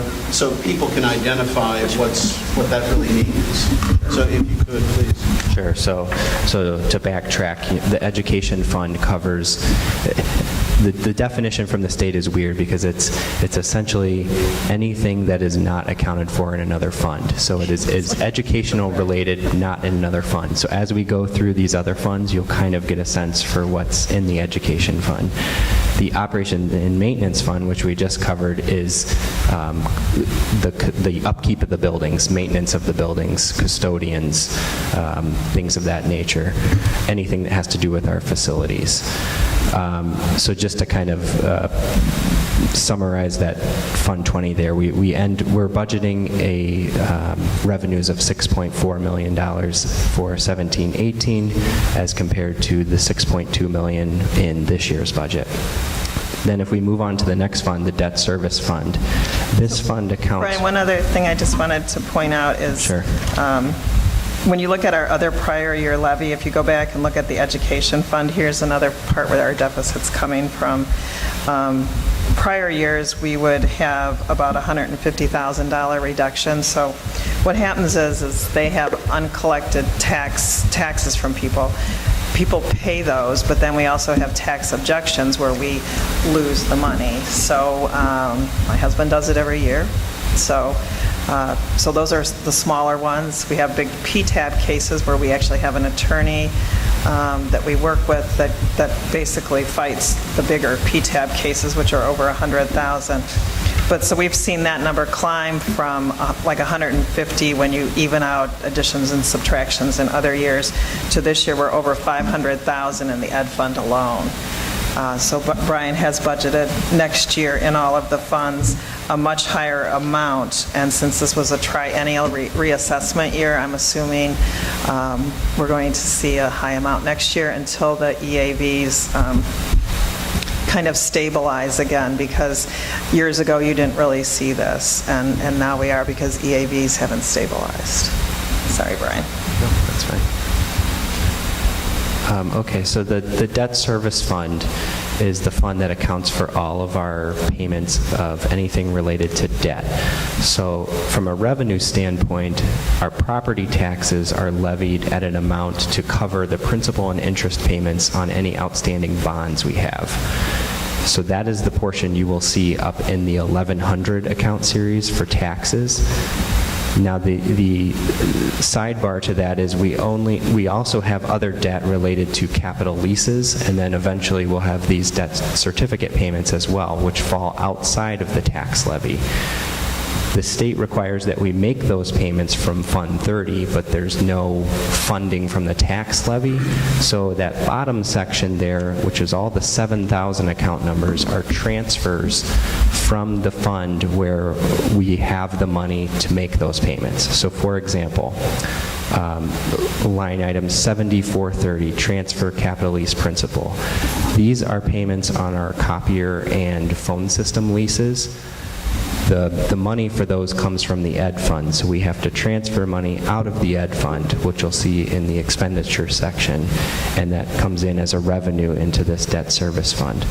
The same thing happens with the debt certificate payments, which are in 7640 and 7740, except those payments we're designating from the operations and maintenance fund. So Fund 20 will have expenditures for these exact same amounts as we transfer the money over to cover those debt payments.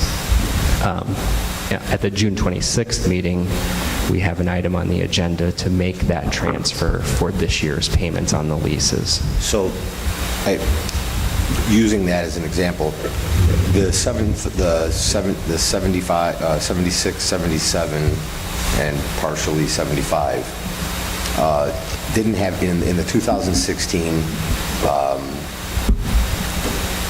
budget, there was nothing put in that line item. But then, when in the 2017 budget, we are now saying that there's 425 in 76, 361 in 77. Right, because those are for the debt certificates, which just got issued this year, and our first payment is next year. Okay. The other leases, Tom, we did have prior, so we had copier leases and the voice over IP lease, and so you guys every year by resolution have approved that transfer. And this is just a law that came into effect within the last 10 years in Illinois, that the payment has to be made from the debt fund. However, the money has to be received in the fund where the expenditure is. So I noticed that the year over year in those Yeah, to make it areas, more the confusing. amount has gone down. So I assume that you're transferring only the money that you need for the expense. And I see an expense that went down from 338 to 223. So that's a savings to the district of approximately $110,000. Yes, part of the reason this year, when I say this year, the 2016-17 budget was as high as it was for those leases is when we switched our provider for the copiers, they bought out some of the existing copier leases we had, so we paid them off early and rolled them into a new lease agreement with the new company at lower interest rates. So as part of that payoff, it shot that expense number up to 338, where ordinarily it would have been down somewhere in the $200,000 range. But yes, those numbers in the budget are, we know those are exact lease payments for those leases. Can I ask another question? TIF payments from the city. We're all caught up? Yes, we are. When do they make those payments? Those typically come to us in December. So we actually have to do the calculations, which comes through Brian's office, of the number of students, and he has to report all that information to the city for that part of the payment. So once we have our September 30th enrollment, Yes. we use that enrollment to calculate the number of students and then the money owed to the district for that portion of the TIF. And we still have the two paradigms that we get paid on. Correct. Right. A couple of years ago, you may remember that the board had some issues with the payments by the city, and we have a new renegotiated agreement. It's quite complex and convoluted, but we get paid on a student basis and on a value basis. Property value, And- yes. Property value. Yeah, and the student basis is easy, we count noses. Property basis is a little bit more difficult to figure out. Right. And there is a floor to that property value payment of $360,000. So this year we got $360,000, and then once the value kind of goes above that, we could see more. Okay, so then moving on to our next fund, this is on page 6, the transportation fund. This fund accounts for all of our student transportation needs, so the busing, both for regular education and special education. So again, the property tax revenues here, you'll see an increase from 1.9 million in the current year to 3.5 million next year. And again, that goes back to the point I made earlier of how we shifted some of the revenue dollars from education to transportation.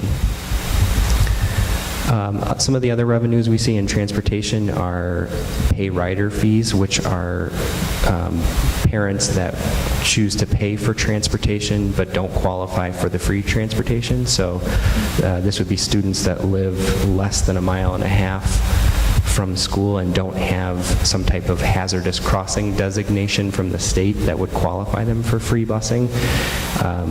We have small revenues in here. We only allow paid ridership as space is available on existing buses. So we would never add a bus route to accommodate just paid riders.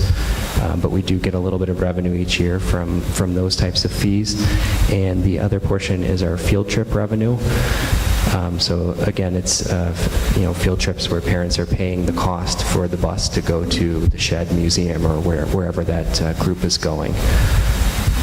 We do get some state money in the transportation fund, although it's very little from a regular transportation standpoint because the state has prorated that allotment so much. We do get more money from the special ed transportation grant.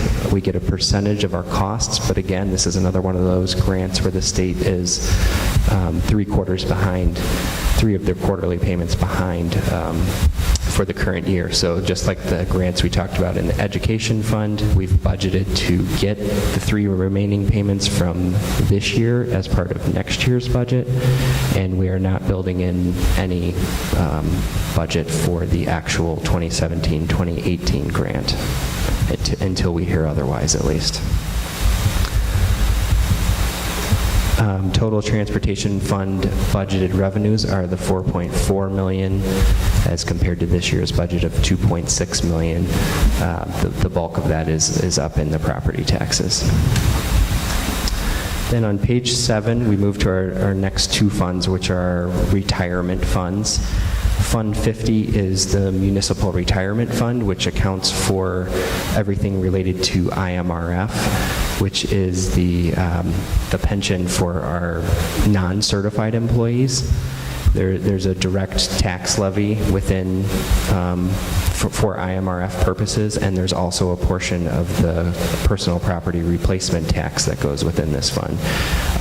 The levy within this fund and also Fund 51 is set based on what our projected expenses are. We're trying to have that balance out from year to year as much as we possibly can without carrying much of a fund balance in those funds. The fund below it, at Fund 51, is the Social Security and Medicare fund. So that's covering Social Security for non-certified employees as well as Medicare payments for all employees. The teachers do not contribute to Social Security, so that's why it's only non-certified. And again, there's a revenue portion for replacement taxes in Fund 51 also. So these budgets are driven, as I said, mostly by those property tax levies. Then if you go over to page 8, we get into our capital projects funds. So these are funds that fall outside of operating funds. There's no tax levy associated with either. They are, in Fund 60, our capital projects fund is heavily funded by these working cash abatements that have occurred over the last 2 years. So you'll see this is account number 7110 I'm referring to. The board approved a $4.5 million transfer from working cash to capital projects to start funding this year's summer projects. So you'll see that was in this year's budget. We don't have an abatement planned for this year, so there's no budgeted amount this year. Our budget for revenues in that fund is just the $20,000 of projected interest income from the treasurer's office. Then Fund 61 is kind of a sub-fund of the capital projects fund, and this one accounts solely for that revenue we got from the debt certificates. So anytime you issue debt, it's a good idea to account for that money in a separate fund so that everyone can see exactly how you're spending it and knowing that you are using those proceeds for the intended purpose. So we only have revenue of interest income within that fund because we received all of our debt certificate proceeds in March of this year, and we'll be starting to spend it down with this year's summer construction work. Then on page 9, we have the working cash fund, which is the district's reserve fund. There is a small property tax levy within the fund, but the revenue does not change greatly from year to year. And then the other source of income is our interest income. So the budget for next year is expected to be just under $700,000 as compared to $630,000 for the year we're wrapping up. This is also a fund that has a cap on it, but when we're trying to avoid hitting the cap in ed or O&M, I carefully levy within some of these other funds so we don't end up losing money if we hit the cap. You're anticipating a lesser investment earnings from last year? You said you're anticipating You're a lesser investment. You're anticipating a lesser investment earnings from last year? Well, we transferred that $4.5 million Right. No, out of okay. out of there. So because of that $4.5 million, the investment earnings drops about $40,000? Roughly, yeah. Some of it depends on the, that comes from the treasurer's office. So they're looking at when do some of the investments we hold mature, and then what are they going to what rates can they reinvest it at? So, they may have investments associated with that fund that are locked in at a lower interest rate or something like that. There's a couple different factors that they build in when they're getting that number for us. Then our last fund on page 10 is the tort fund, and this is the fund we use to account for our liability insurance payments and property insurance, as well as any other type of liability information. There's a small property tax levy that's associated with this fund. We're projecting about $576,000 of revenue from the taxes, and then a small $8,500 of interest income. So this is another fund similar to the retirement funds where we're aiming to line up our revenues as close to expenses as we can to offset our insurance payments. So you can see the grand total of our budgeted revenues for the year are $79.5 million. This is down a little bit from the year before, which was $80.9 million, and some of that is because of the $4.5 million transfer that was made from working cash to the capital projects that was treated as a revenue in this total. So because that $4.5 million transfer is not occurring this year, it brings the revenue down in total despite the increase in our property tax revenues and some of our other revenues. So Brian, just to make clear, are you suggesting that $80.9 million is inflated by that $4.5 million transfer? Yes. Yes. So really that 80.9 should be reduced by 4.5, so that's about 76.4. So we've gone up about $3 million in revenue then, minus the internal transfer of our own monies. Yeah, yes. Correct. Okay. Brian, just a quick question. Sorry. This was what I was getting at before with the summary thing that just didn't add up to me. So page 10, the grand total 2017-18 budget, $79,522,761. But on the first page, on your very first page, 2017-2018 budgeted revenues, $77,487,323. Yes, so the page 10 of the revenues is including revenues plus any of those other financing sources, which would be the interfund transfers. Okay. Whereas we separate that out on that summary page because it's coming to a net zero. So it's, those transfers really, they're just inflating the revenues and expenses when you look at it, when you group it with that, but they net to zero. So we pull them out on that We're summary backing it page. out on that. Right. Got it. And when we do the budget, that's also on the state form, you'll notice it's other sources and uses of funds, they actually separate it out. Yep. So the actual number, revenue number is the 79, not the... No, the other way. So, yeah, so if you want to look at the true revenue number without counting those interfund transfers, go to your very first page in the first column, 2017-18 budgeted revenues. It would be the 77,487,323. Okay.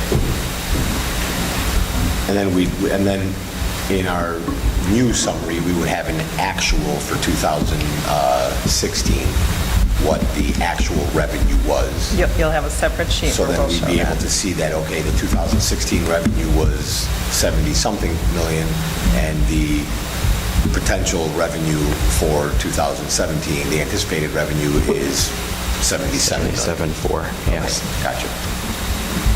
Okay, so I'm sure you guys are just so intrigued with this right now. So we're going to move on to our expenditure budget. So if you want to turn to the first page of your expenditures, what I'm showing, going to just quickly review with how the numbers are done here. If you just look at your top one there. So expenditures, we have our funds, we know what our funds are. Next, we have a ton of functions identified by the Illinois Program Accounting Manual. So I've broken them out by the highest level function identified in the manual. So all of the 1,000s have to do with instruction. Okay, any type of instructional service is included here. Regular ed, special ed, channels of challenge, all of that is included in instruction. 2,000 is support services. So this looks at a lot of different areas. It includes our social workers, us, the administrators. It includes principals, secretaries in the building. So anyone that's not directly assigned to the 1,000 instruction functions, you're going to find the majority of them here in the 2,000 functions. The 3,000 is community services, so we do have some grant funding that we use to provide services to the parochial school, so we do have some salary charge there. 4,000 is payments to other districts, so we have special ed students that receive services or attend schools through either some special ed cooperatives. So that's where they're... Where is this 2,000, 3,000, 4,000 you're looking at? Okay, I found it. Then 5,000 you're going to see just in Fund 30, so that's our debt service payments. As Brian indicated, there's other ones for these transfers, but I didn't want to kind of get in the weeds and make it confusing, so those are so few. So then our numbers made up now, fund, function, next is our object. Our object is what are we doing, right? That's what I always say. Is it salaries? Is it supplies, capital expenditures? New this year in the budget, because of the PREA contract we negotiated in PRTAA, we are separating out termination benefits so we can track that and see what was the true cost of the retirement incentives. So we'll have all that information. So then, if you look at our account structure, you can see we have Fund 10, it's an expenditure. 203 defines the building, that's field. 1110, instruction. And our object is 1100, which defines our object. We're paying a salary. The second example I'm giving you is a special ed teacher's assistant charged to an IDEA grant at field school. Also, same front end, 10E203, 1200 is the function for special education. 106 is the object code identified for teacher assistant. And then if you go to the far right, 4620 is the state account for the IDEA grant. So when you look at a lot of them, you'll see a lot of 4,000s within the education fund. Those are grants in the program codes. If you look at the construction, I break it out by year. So this year, if you look at Fund 61, that end project code is going to be 2017 with some other numbers so that we track each contract separately. So the project area is really district-specific, so we can set that up and use that structure however we want. The other parts, the fund function object, are state-specific, so they have been dictated by the state how we set that up.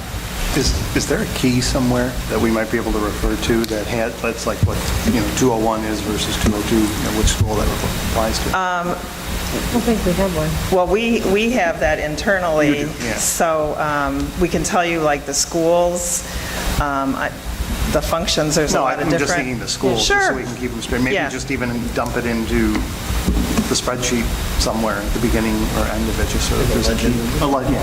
Just so we know which one's what. It took me like a long time to memorize. I'm not going to memorize them. I actually have it as a sticky on my computer. Okay, so I'm not sure how you kind of want to proceed, Tony. Continue on as we are, or do you want to do some of it now and some at the 26th? I mean, how, given, I don't know, I just want to do what you guys want. Well, we're going through this. I mean, does everybody feel a benefit that going through this line by line is worthwhile? Or do you want some more executive summary at the end of each fund? So we have some highlights. So the one thing, and the reason I still do this in Excel is because we have our notes column, and so that's where Brian and I record notes or questions we have. You'll see through here some, yellow highlighted areas of things we're checking into. So if you want, him and I had kind of talked on how to proceed with this based on how it went last year and when you guys' eyes started to spin in your heads. So should we just proceed ahead now? And I think so. I think to go line by line would be very laborious. right, what he's going to do is basically, because we want to make sure we cover, like extreme highlights of different things that are going on in the budgets. Yep. I mean, it's not that we're hiding anything, but I don't think you want us running through every salary So line. is there a reason why we have, on the education fund, why we have salaries in so many different spots? Yes. Instead of just having Okay, so salaries. this gets back to how they used to do the budget before I came here, and that is everything was rolled up to 1110, which is elementary instruction. So in order for us to look at how much different programs cost, we need to push the salaries out. So the FACS program, how much is that costing? How much is your speech pathologist costing? So if you want to look at the true cost of each different program, this allows you to do it. Not that we're doing this here, but when I had to cut money in '23, this was how I explained to the board where the expenses were and, recommendations on areas for reductions in the budget. So 10E201 compared to 10E203, one could be two different departments within a no. building. that's So schools. those are schools. So, yeah, I was going to ask that question. So, as an example, on page 3, Eastman, I think this is where you're going with this. Yeah. So, under elementary education, top of that page, then there's a 10E201, so that's... Carpenter. Carpenter, okay, so that's Carpenter, Field. 191,000, certified staff salaries. Then that's for elementary education. Then several lines down, you've got response to intervention. Exact same code is the very first one, precisely the same code, but it's A different staff salaries for function. that, for intervention. For that function. Not for elementary Correct. education. And the other reason for separating these out is not only for, transparency and bookkeeping or, for us being able to see what programs cost, but we have a lot of special ed, like our maintenance of efforts. So we want to make sure all of our special ed costs are being recorded in the functions, the correct functions, so that we can meet all of the state requirements in terms of maintenance of effort and a list of other things that we have to meet requirements with the state on. It ties into state and federal, and requesting grant money has to be broken down by department. All the salaries have to be separated out. So if I go back to the summary, 10 would, 10 under education, 60 expenditures, 2017 budget expenditures of $62,798 would be all the schools, all the line items under education. Correct. Not just salaries, but whatever would be under the number 10. Yes. Everything having to do, as Brian indicated, Fund 10 is everything if it can't be assigned somewhere else. But for us, it really is just instruction because we have other places we assign everything. So it's a great document, both the summary and the breakdown. If someone wanted to spend the time and find out exactly what salaries were for one school, they can. They can go in here and figure it out. Then they can go in and figure out what all the schools, add them up and know exactly what salaries Yeah, and so what would be. we do, because this is an Excel document, and this is just our working document that I've used for the last 10 years in doing budgets, when we bring the tentative back, we'll have, am I correct, we'll have dumped it into Skyward also, which then allows us to roll up much quicker the total of object codes, so total salaries, benefits. But that's, did we bring that with the tentative? I think so. Last year, we didn't bring it till final. Oh, okay. But we can. Because what we have to do is load it into our financial software, which does not have nice, friendly reports, I feel. So You're what's... working to clean that up right Yeah. now.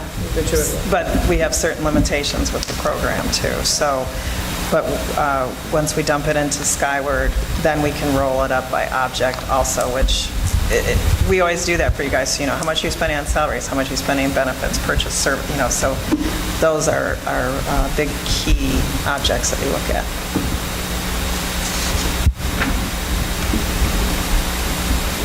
Sorry, Brian. Okay, so we'll go through and hit some of the highlights within the education fund then, as opposed to looking at every function number, if you will.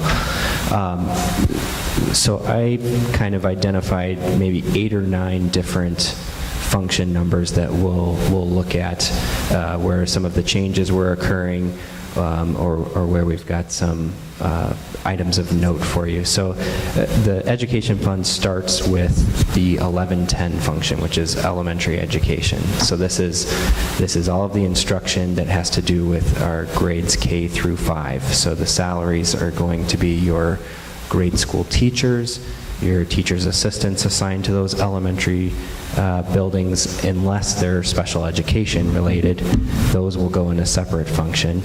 And then some of the stipends that those teachers get for extra duties, such as the Camp Duncan program,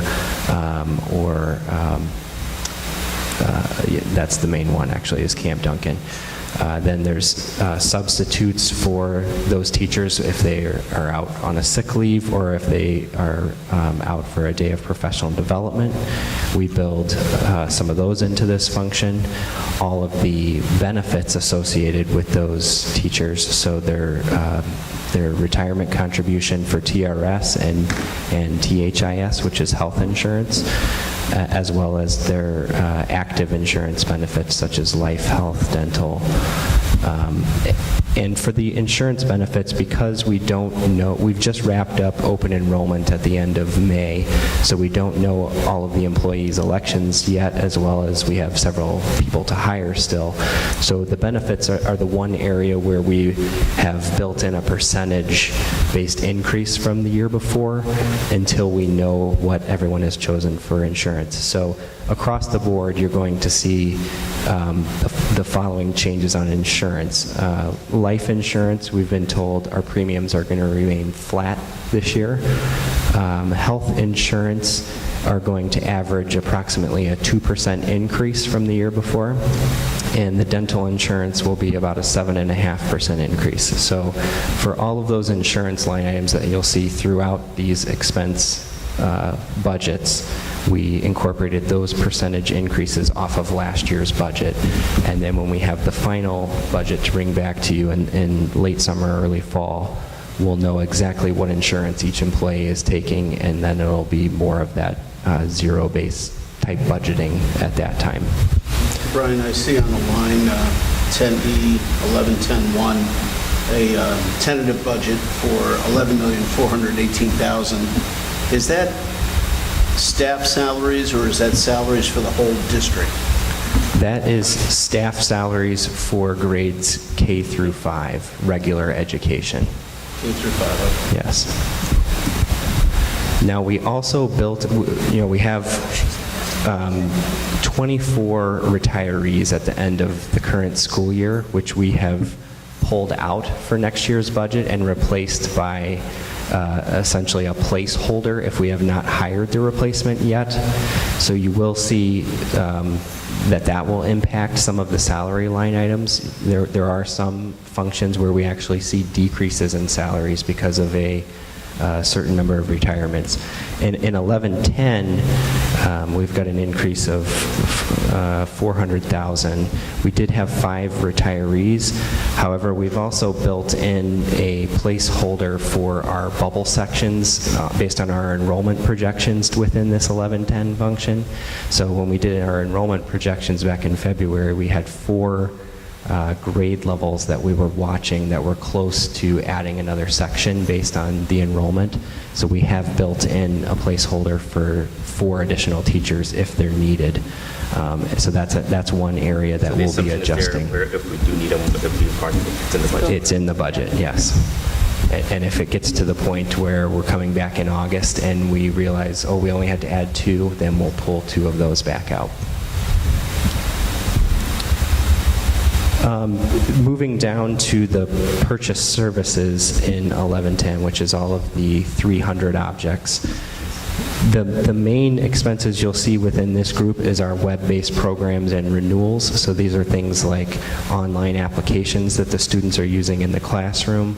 There's a variety of apps and website licenses that we renew on an annual basis for educational purposes that go into this section.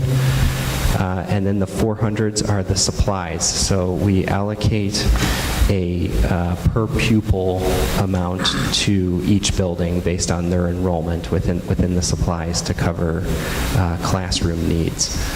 There's also some specific department supply line items. For example, the language arts line item, which is kind of midway down page 2. It's 10E 000 1110 4161. It's got a budget of $28,000.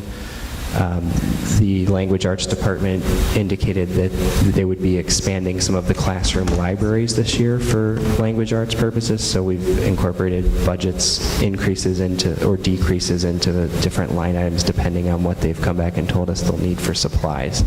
The line right below it you see is going down from $125,000 to $27,000. That's our science supply line item. So in the current year there was the adoption of the next generation science standards, and there was a lot of supplies and classroom kits that were assembled for that. That expense is no longer needed this year, so it kind of gets back to what we were saying at the beginning, where each of these line items is looked at with the department heads on an annual basis to figure out what the specific needs are. Within the textbooks category, we've also got a line here for language arts that is going up from $97,000 to $156,000, and that has to do with the adoption that's going on with the language arts department. So, in meeting with Lori Lopez, we discussed some of the purchases that would be going through textbooks, such as some of the handwriting and vocabulary adoptions and the reading adoptions. So there are budget amounts built into that line item to reflect those. Is that going to be a one-year expense where that number will drop next year? Yes.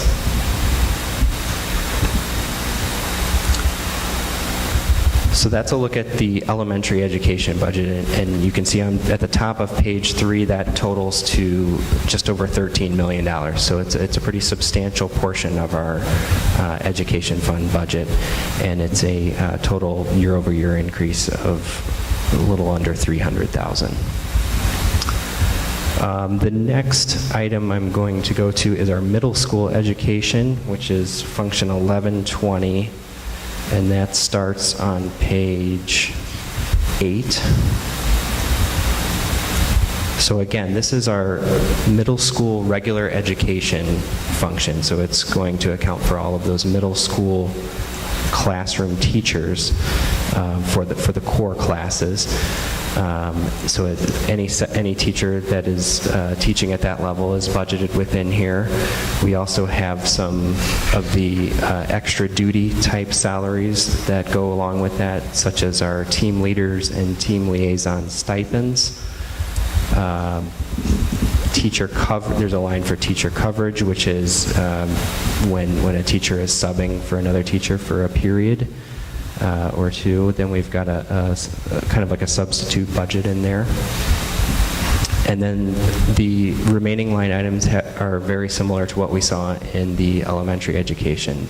We've got a grouping for benefits and then professional services and supplies.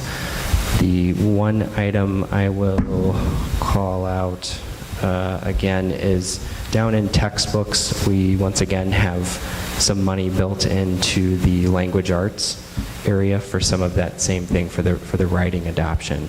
So that is the top of page 10, the budget numbers of $24,600 and $23,000. The two different line items just reflect the two different buildings. There's one for Emerson, one for Lincoln. And then a couple lines above that, the very first line item on page 10 is our science textbook account number, and that you can see that a budget has been increased from $500 up to $55,000. So some of the science adoption money was deferred to 2017-18 at the middle school level. So they are starting to incorporate the new textbooks into next school year, with another chunk of that expected to come in 2018-19. So we've set aside, or we've made a note there to pick that up again next year. So our middle school education budget totals $6.5 million, and as you can see, that's very close to what the 2016-17 budget was. Again, we had 4 retirements that fell within this account grouping, so that's what enabled us to hold those expenses comparable to the year before. Now I'm going to jump to just to the bottom part of page 10. Function 1200 is our special ed department. This is another one of our larger expense items within the ed fund.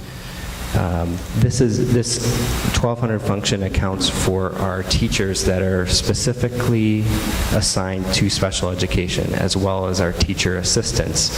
So our instructional resource assistants, as well as the one-on-one aides that we have for our special needs students. They are all accounted for within this grouping. Now, as we start finalizing some of our federal grants, like the IDEA grant, we'll break these salaries out further, and we'll get a portion of them reimbursed by our federal IDEA grant. So we'll know those numbers in more detail when we get to the start of the school year. So anything special education related or associated with the IEPs of students is grouped within the 1200 if it has a direct instructional impact on the student. Our 1200 function, we have a budget of $6.4 million as compared to a budget this year of $6.5 million. So again, it's staying very, comparable to the year before. Now I'm going to skip down to some of the next few pages are some of our encore type programs at the middle school level. So you'll see line items for our industrial arts, family and consumer science, and health. I'm going to skip over those because those are staying relatively the same. But if you go to page 24, the second half of that page is our nursing services function. We talked about this a little bit when Luann was giving the overview, but the nursing department will be restructured in terms of staffing for 2017-18. So the health assistants in those buildings are being replaced by certified nurses. So we've built that into our salary projections accordingly, so that there is now a nurse staffed on site at each building. So the big change you'll see there is within the salary and benefit line items for the change in staffing. So you can see just on the page 26, it's 10E000-2130-319. It's a considerable reduction in that budget line item. We had a nursing service that was part of a child's IEP, and the child is no longer in our district. So Jane had instructed us that that budget could be reduced considerably. So that's, contributing to a large part to that reduction in our nursing budget too.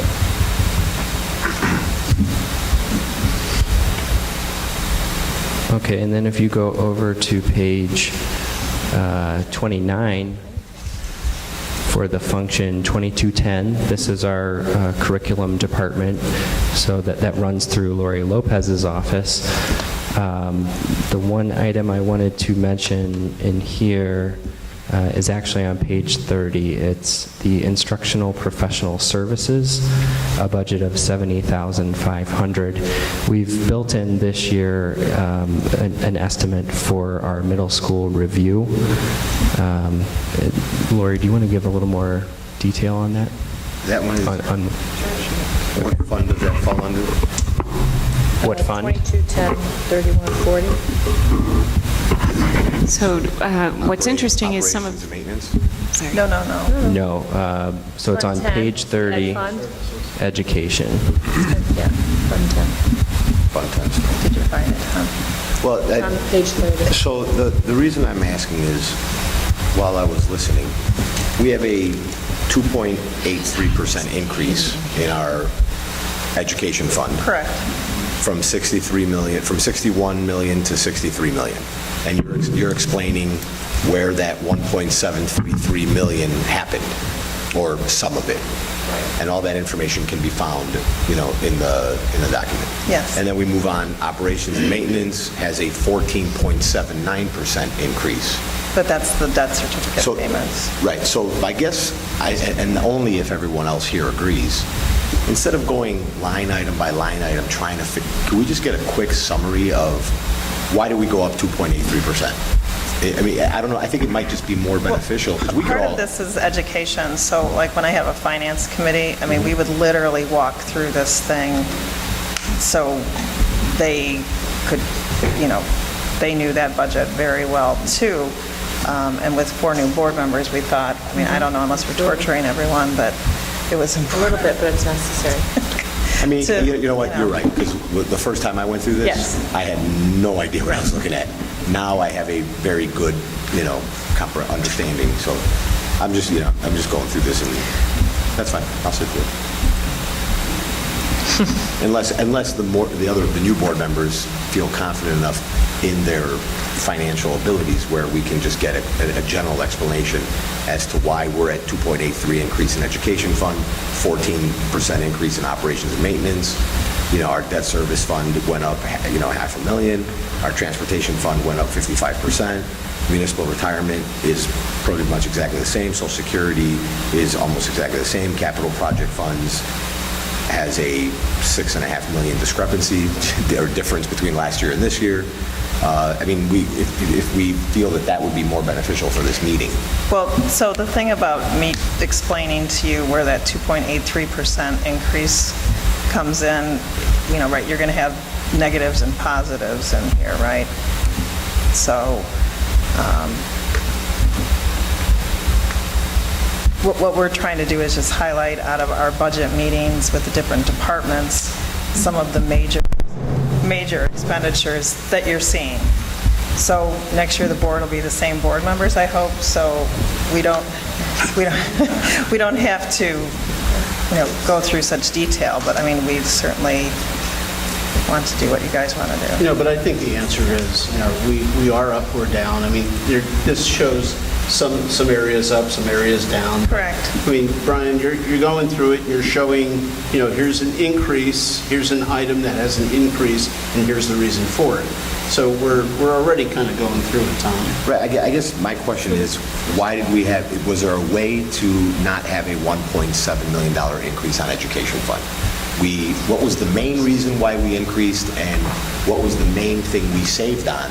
And why being so close on the education fund, which is, one of the largest funds here, was there a way where we could have just been where we were last year? We had tightened that 2.83 gap. Because I see you got real close. You got really, really close to doing it.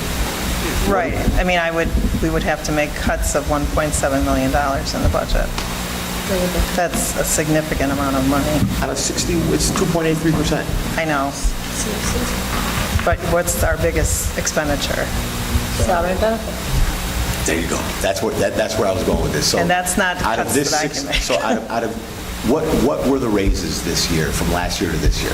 So the average PREA, average, right, which was, and I hope I remember, 2.7%, and PRTAA average was about 2.7%. So in reality, we're discussing education fund in such depth when our raises were 2.7%, which leaves us with less than a third of a percent to discuss on why our education fund is different So, than last year. we will take direction from the board, but I just felt that when we meet with these major departments, what their initiatives are, you would want to know what those major expenditures that are occurring in those departments are.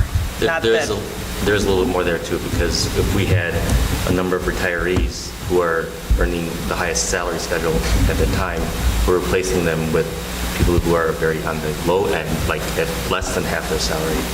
Some cases, yeah. Well, In some many cases. cases. And so it's... Well, no, I'm looking at this basically saying that with our PREA contract in place, Right. the way it is,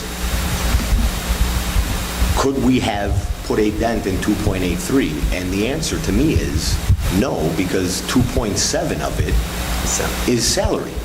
And we negotiated that, and we did it. So now we're left with, could we have shaved 0.13 would have been the difference, in my opinion, right?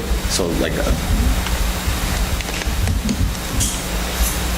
Well, I mean, everything costs more. Electricity costs more, water costs more, paper no, I costs get more. that. So it's a program and services conversation that, we have to have. If you want to tighten that belt, are we going to increase class size? Are we going to put fewer programs, fewer services? That's where the money would be coming from. Or you raise taxes. Or you raise taxes. Oh, you didn't say that, sure. So how would you, Does everyone here agree with me that we're laboring over education fund for 2.83% when we know that 2.7% of it is in salary, and we're sitting here discussing 0.13% and why it is 0.13%? Well, no, what we're trying to show you is just, right, we're following our strategic plan, and this is just some of the initiatives we're following through on this year, and this is, kind of what's going to be occurring. Where does the money go? How are we spending it?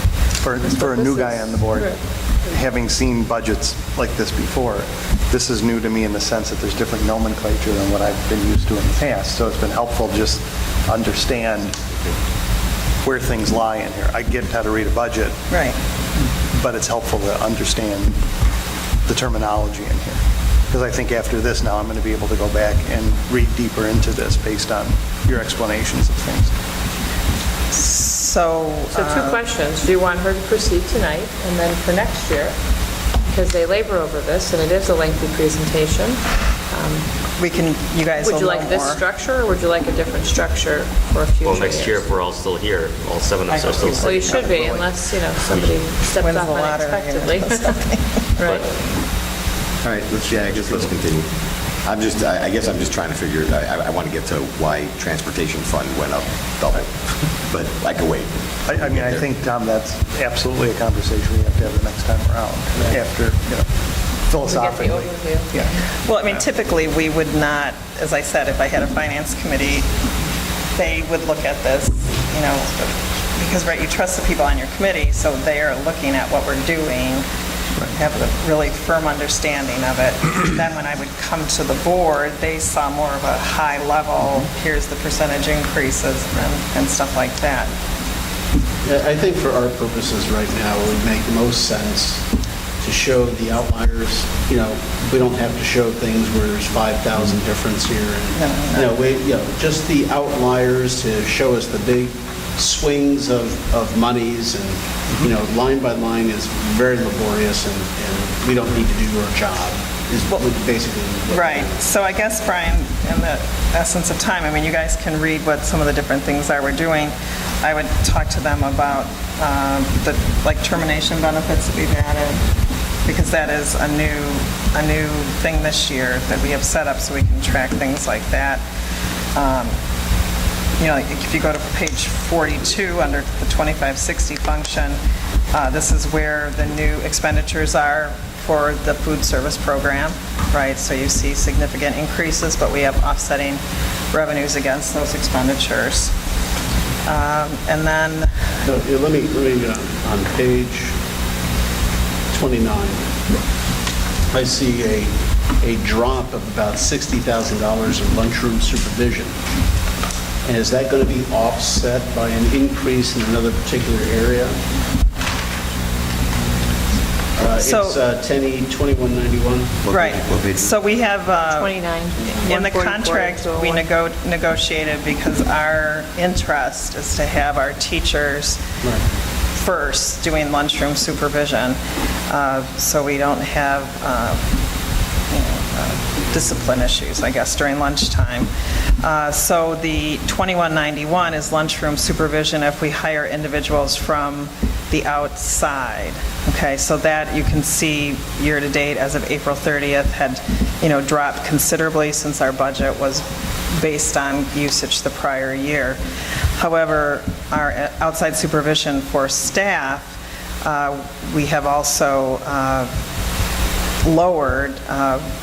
We put these terrific stipends out, and we haven't had very much success in some of the buildings. And we are, sticking to the 1:30 ratio, and we may have had a few extra people at some buildings, so we are really making sure we're sticking to that. The other thing with those lunch supervision, the contract that just got approved last year changed the way those stipends worked to where it used to be paid, it used to be a given stipend that this employee was assigned lunch supervision. They were going to get that stipend for the whole year. And then if they were absent for a given day, we had to pay someone to do it in their place. This year, the new contract has changed it to where it's timesheet based. So, every pay period, they have to fill out the timesheet and indicate if they were there, and we pay them by day of attendance. So that helped reduce the cost this year, as well as we were a little conservative with that estimate last year, not knowing how many teachers would sign up to do the supervision. So, And we have the pool of teachers from the PREA and PRTA? Correct. So we Yes. have both. Okay. So do you want to just talk about in 2640, the termination benefits we've added? Okay, sure. Page is that? Page is that? 44. So function 2640.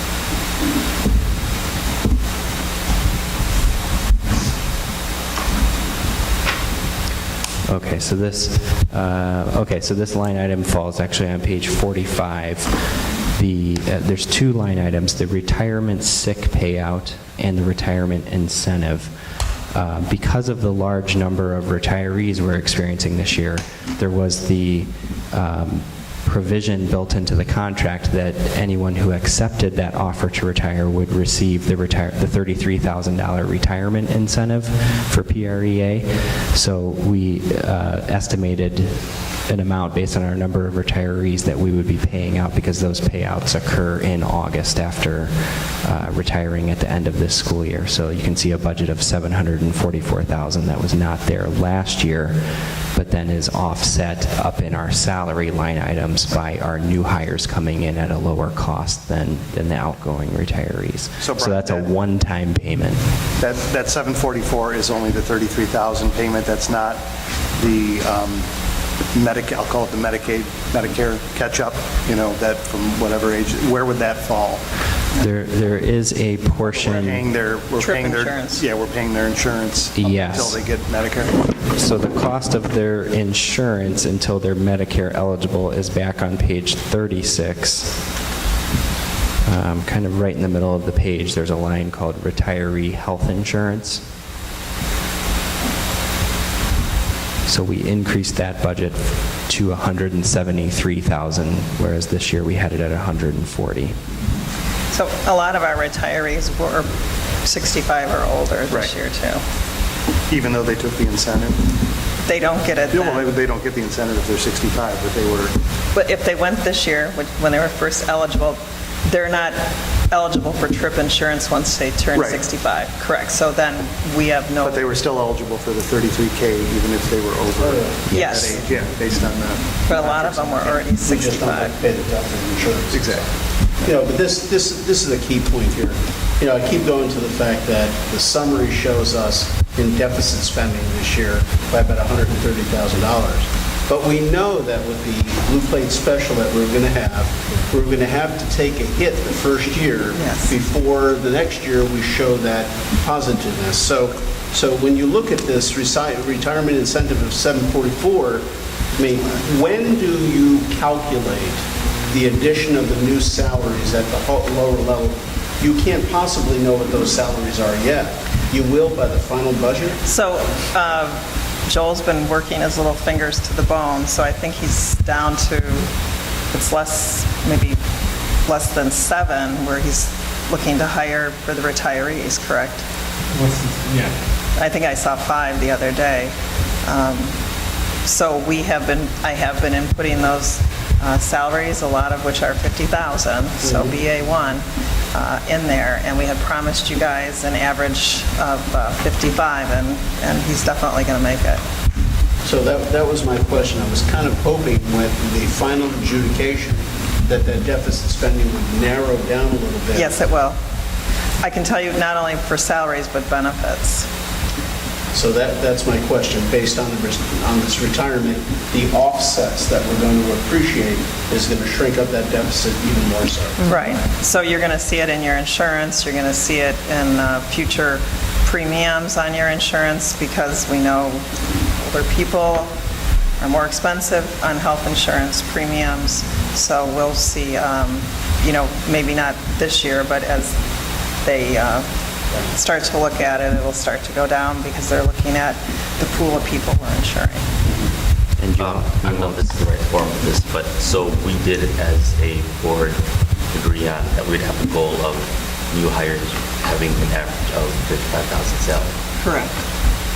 Because when we were negotiating to show the board the savings we would see, one of the agreements that we made with the board was that we would hold the salaries at an average of 55, because we have some positions, someone has to have a master's to even take the position. So their salary's a little higher, but it's offset by a new teacher at 50. And the hard part for us with that range, with that number, is do we want to hire everybody that's new, or do we want to have a variety of folks? That some are right out of college, some have maybe gotten a master's degree and taught for a few years in other places. I believe that in a district of this caliber, we should be able to have some teachers with experience, that this isn't necessarily your starting district. We like to attract people that have had some years of teaching experience. So we wrangle a lot with our candidates. Some are very inexpensive, and some we spend a little more on, but to Luann and Joel's point, we're looking at that bottom number as an average, and we're doing everything we can to be right there. So this is part of the discussion when we offered the $33,000 golden parachute. Correct. Right. You know, a little history on this. You go back to about 2010, the board at that time offered a retirement incentive, and there was no way to track, once they gave out those retirement incentives, the people that they were hired, how much offset there was. And it was, at the time, we were told that there was really no way to track it. In the PREA contract negotiations, we said if we were going to do this, that we absolutely had to track it, and there was a number that we had to stick to so that we can show the delta from the old salaries to the new salaries. To be better than a break even. And we felt confident that that 55,000 average number was going to attract us quality teachers. We weren't giving up. That's why that number was there. We gave a lot of thought to making sure that we got quality teachers in return for the ones that decided they wanted And to. they are hiring within the range, so. I'm sure we had no lack of applications. Well, and they're staying, well, you know, within the parameters, so it's. And in some cases, I will tell you, in some cases, it's really hard. There are some candidates that we would really, really, really love to have, but, you know, we don't want to come to the board and say, you know, we're dying for this person, but it's going to cost us $80,000 because they've taught for 10 years and will met. And we would love to have them because we think they would check all of our boxes, but they're too expensive. So So, what- I mean, I think what you're hiring is a good. There's a plus delta to what it is that we're doing, but we're focused on, one, holding true to our word and being mindful of the fiscal implications of every hire. But sometimes we have to take a pass on a preferred candidate because of that range. As a working teacher, that hurts a little bit. Pardon? As a working teacher, that hurts a little bit. That's okay. Believe me, it hurts us too. It hurts them, not me. Okay, so just kind of to finish up the education fund, we are asking to allow us to have the contingency fund like we did last year because we are working on zero-based budgeting, which was not the case prior to Brian and I taking this on. We don't use any of that money without board approval. We actually didn't access any of it this year, so. Now, Luann, if you're talking about the Fund 6,000 contingency, is that Yes, what it is? that's correct. Can you back up just 1 second before you get to Fund 6,000, Fund 3,700? I think folks need to appreciate and understand that your tax dollars are going to service all the children, Right. even children not enrolled in our schools. So can you describe the parochial private services? I think that would be better done by Jane.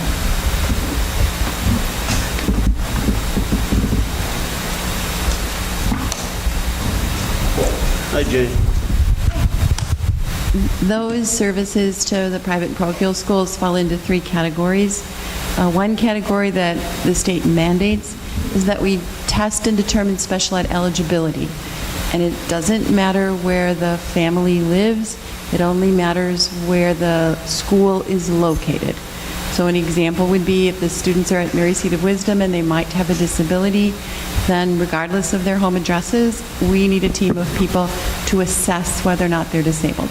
So that's one portion. In other words, they could live in Chicago, they go to Mary Seat. Yes. Yes. Right, and then Yes. we test them. Yes. The second part of the private parochial team, the state has a formula that says there's X amount of dollars that need to be spent to give special ed services to those students, regardless of home address. That amount from the state is between $95,000, $100,000. We have to spend it on special ed staff. We negotiate with the staff, and from those schools, we recently met with them at a large meeting, and we said in the past we've been providing speech and language therapy for all of your students. Is that still how you'd like the money spent? Is that the biggest need in your settings? And their answer was yes. So we're going to continue the practice of having a full-time speech therapist in PREA employed by us who works entirely in the private parochial schools, and that's a mandate. ISB tells us we have to spend that amount of money. Then there's a third portion of the money that is above and beyond support to the private parochial schools. So previous boards wanted to maintain a strong partnership. I think it was at a period of time they wanted to pass a referendum. And so in the spirit of we would like the Park Ridge residents who attend those schools to feel like we care for them also and are there for us at referendum time, we do provide about another $100,000, probably a little more right now, of additional support shared across the private parochial schools. So that's in the partnership. I've told them that's there for next year because I've had my budget meetings. That would be a place for us to discuss those funds. Because that promise was made from '07 to '17, part of that 10-year window of the referendum, that we would provide these above and beyond services. Are we talking about 3,700 Yes. parochial private services of $144,858?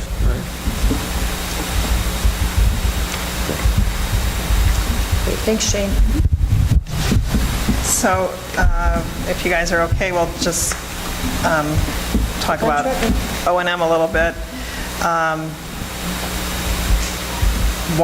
Just one thing, my brain stopped working.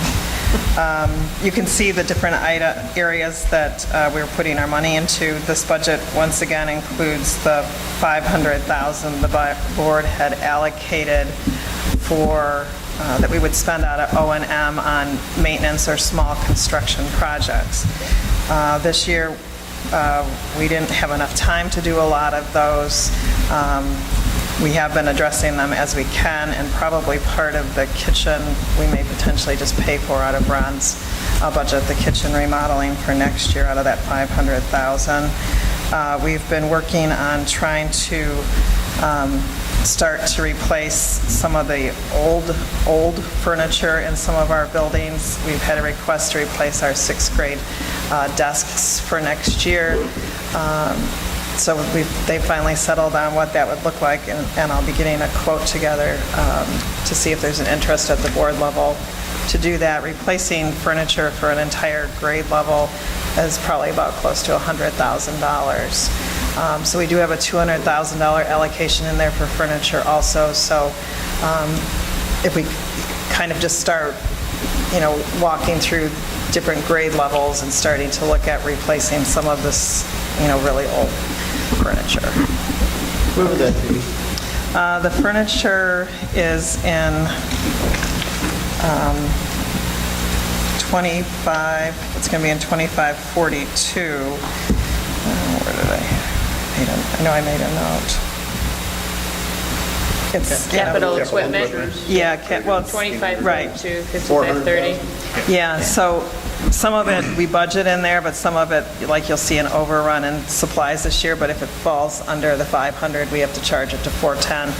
So we just have the budget in one location and then spend it in the different areas where it's required according to the state.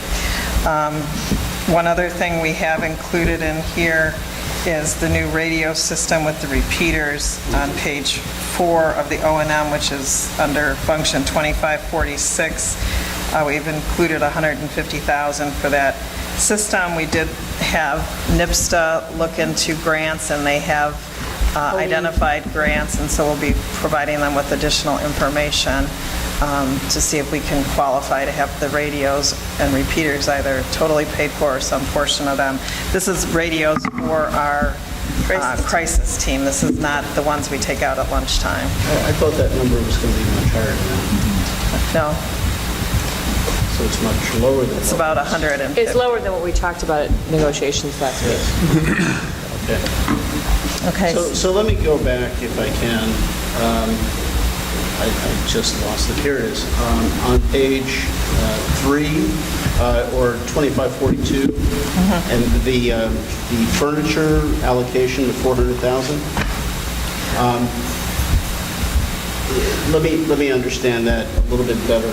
That is a number to replace an entire grade's worth of desks or not? No, so we have the 200K of the 500 is for annual projects, so that's not necessarily for furniture. So whenever we do anything to our buildings, like remodeling the kitchen, it's charged to a capital expenditure, which is a 500 object code, because that goes onto we depreciate that. So that becomes part of our assets. So it has to be charged to the correct object code.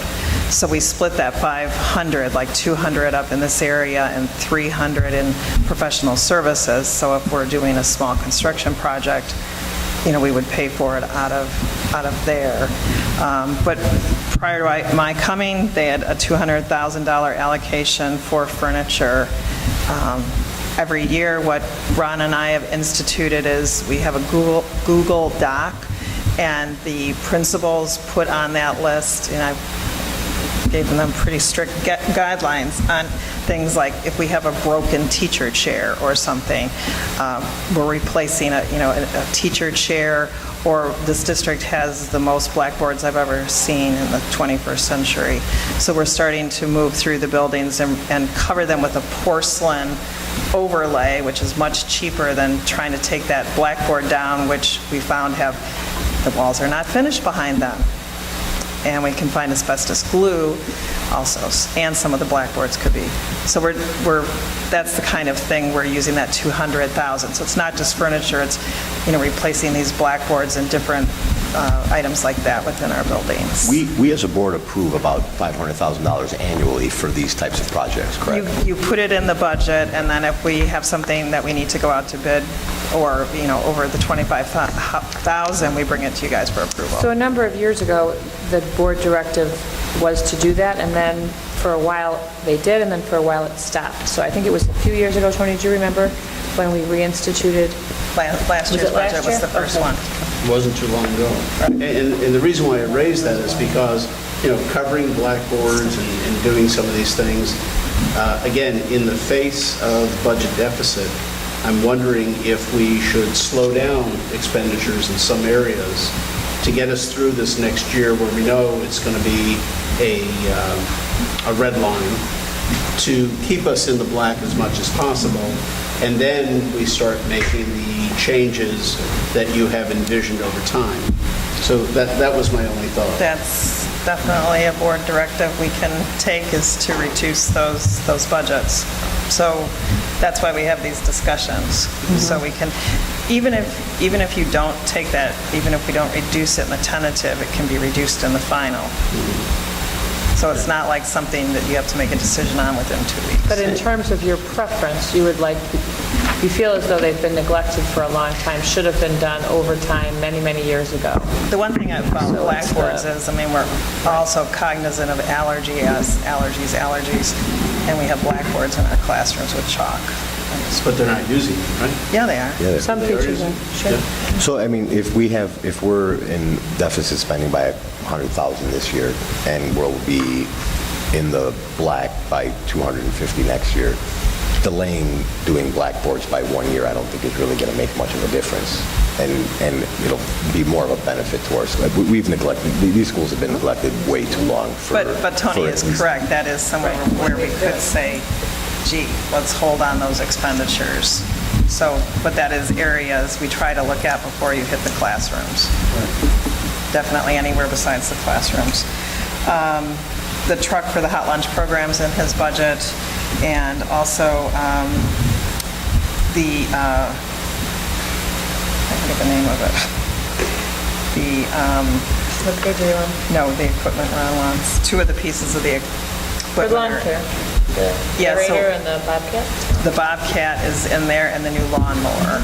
So we're looking at different avenues to move forward with the seating in that. So we've taken that budget out. You have an increase of almost 100,000, a little more than 100,000 in care and upkeep of grounds. Right. So part of that equipment is in there, and I would need to go back and see what else I have put in there. Well, some of it's going to be organic treatments, right? Well, no, the capital equipment is just the pieces of equipment that we're purchasing, but I'm going to double check that budget. Oh, just Is it the aerator? We haven't approved any organic treatments, have we? We do organic in the summer. We've been doing it. We've been doing them, though. Yeah. That wouldn't be an increased line We item. didn't figure an increase in here yet, so we have time to make that change. But I'm going to double check that 125. I had already circled it before you said anything. Is there a reason why our care and upkeep of vehicles almost doubled?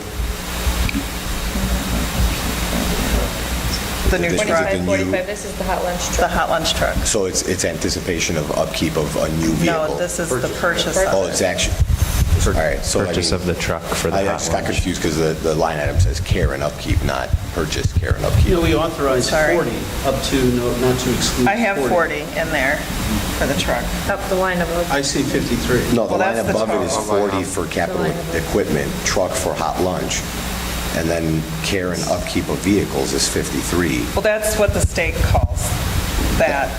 You know, if I look up the definition, it's care and upkeep of vehicles. By that source code.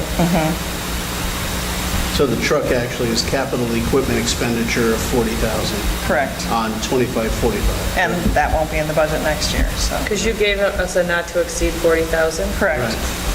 And did you say the capital expenditure for care and upkeep of grounds, that 125, is that the aerator and seeder that we talked about last Can time? look into that. Up above, and yeah, 2543, the 125 looks odd to me because we're not buying the aerator and that tractor that goes with it. Ron's figured out some other options, but we are looking at the new lawnmower and the Bobcat, but that doesn't equal that number, so I If need you're to see still what going to else. check that, that's part of the. Yeah, that's, something now that we'll go back and look at. Okay.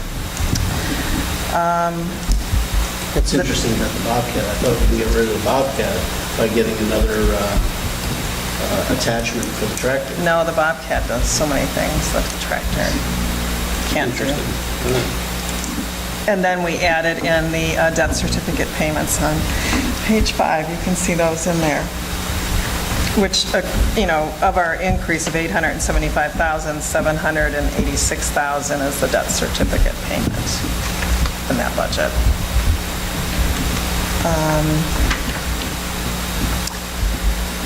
I guess Brian was going to talk about the debt service, but we can just tell you, we've paid off the Emerson bonds this year, but by December, we will have paid off the Series 2014B bonds, so the only thing outstanding will be the 2014A field bonds. And what is the outstanding amount? Did you have a chance to check that? I didn't get the amount, but we pay it off through 2021.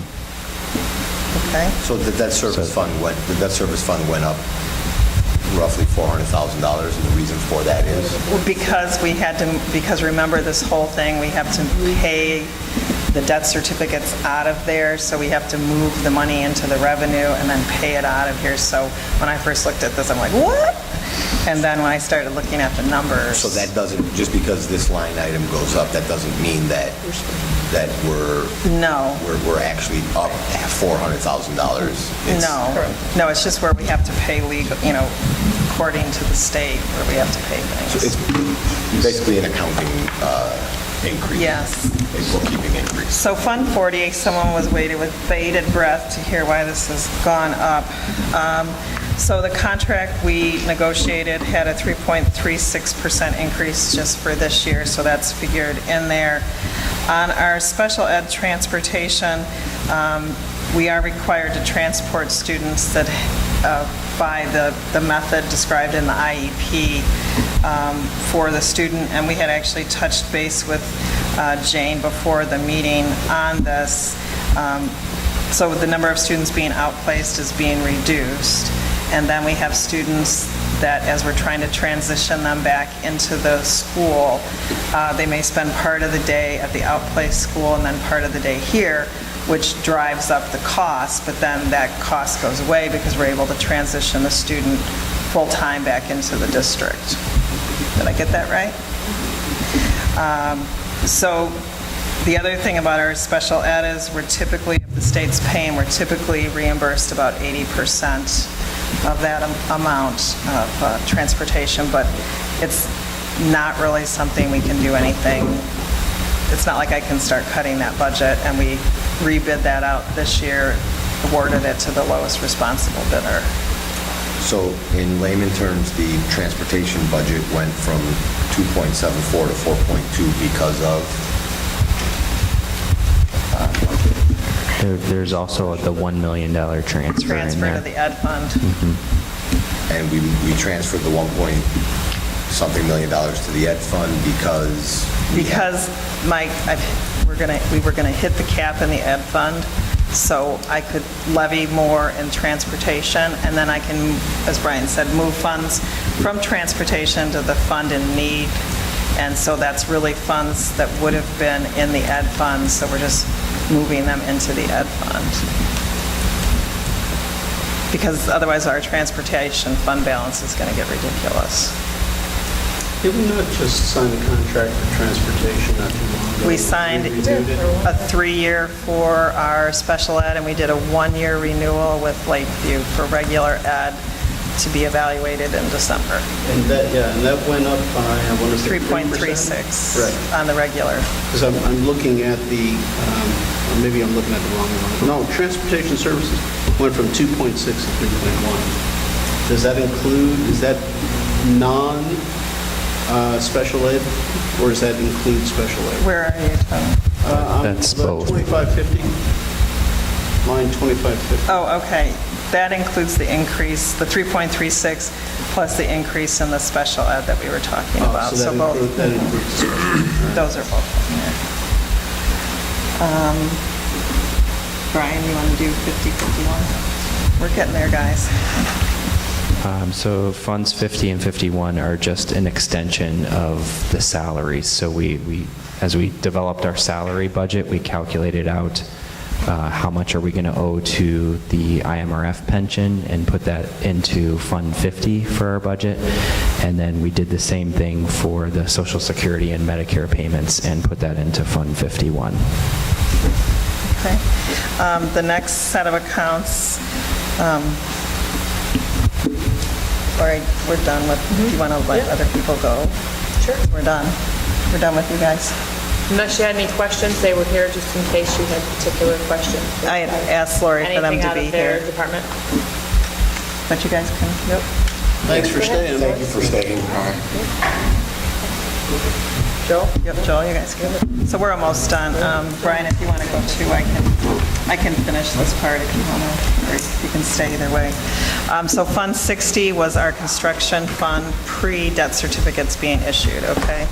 So the expenditures in that fund, I just want to point out, are the expenditures that we still owe to contractors from construction from last summer. So when you see that I'm withholding $231,000 from a roofing contractor, one, we were not happy. Two, we've given them the parameters for them being paid, and that has not been met yet.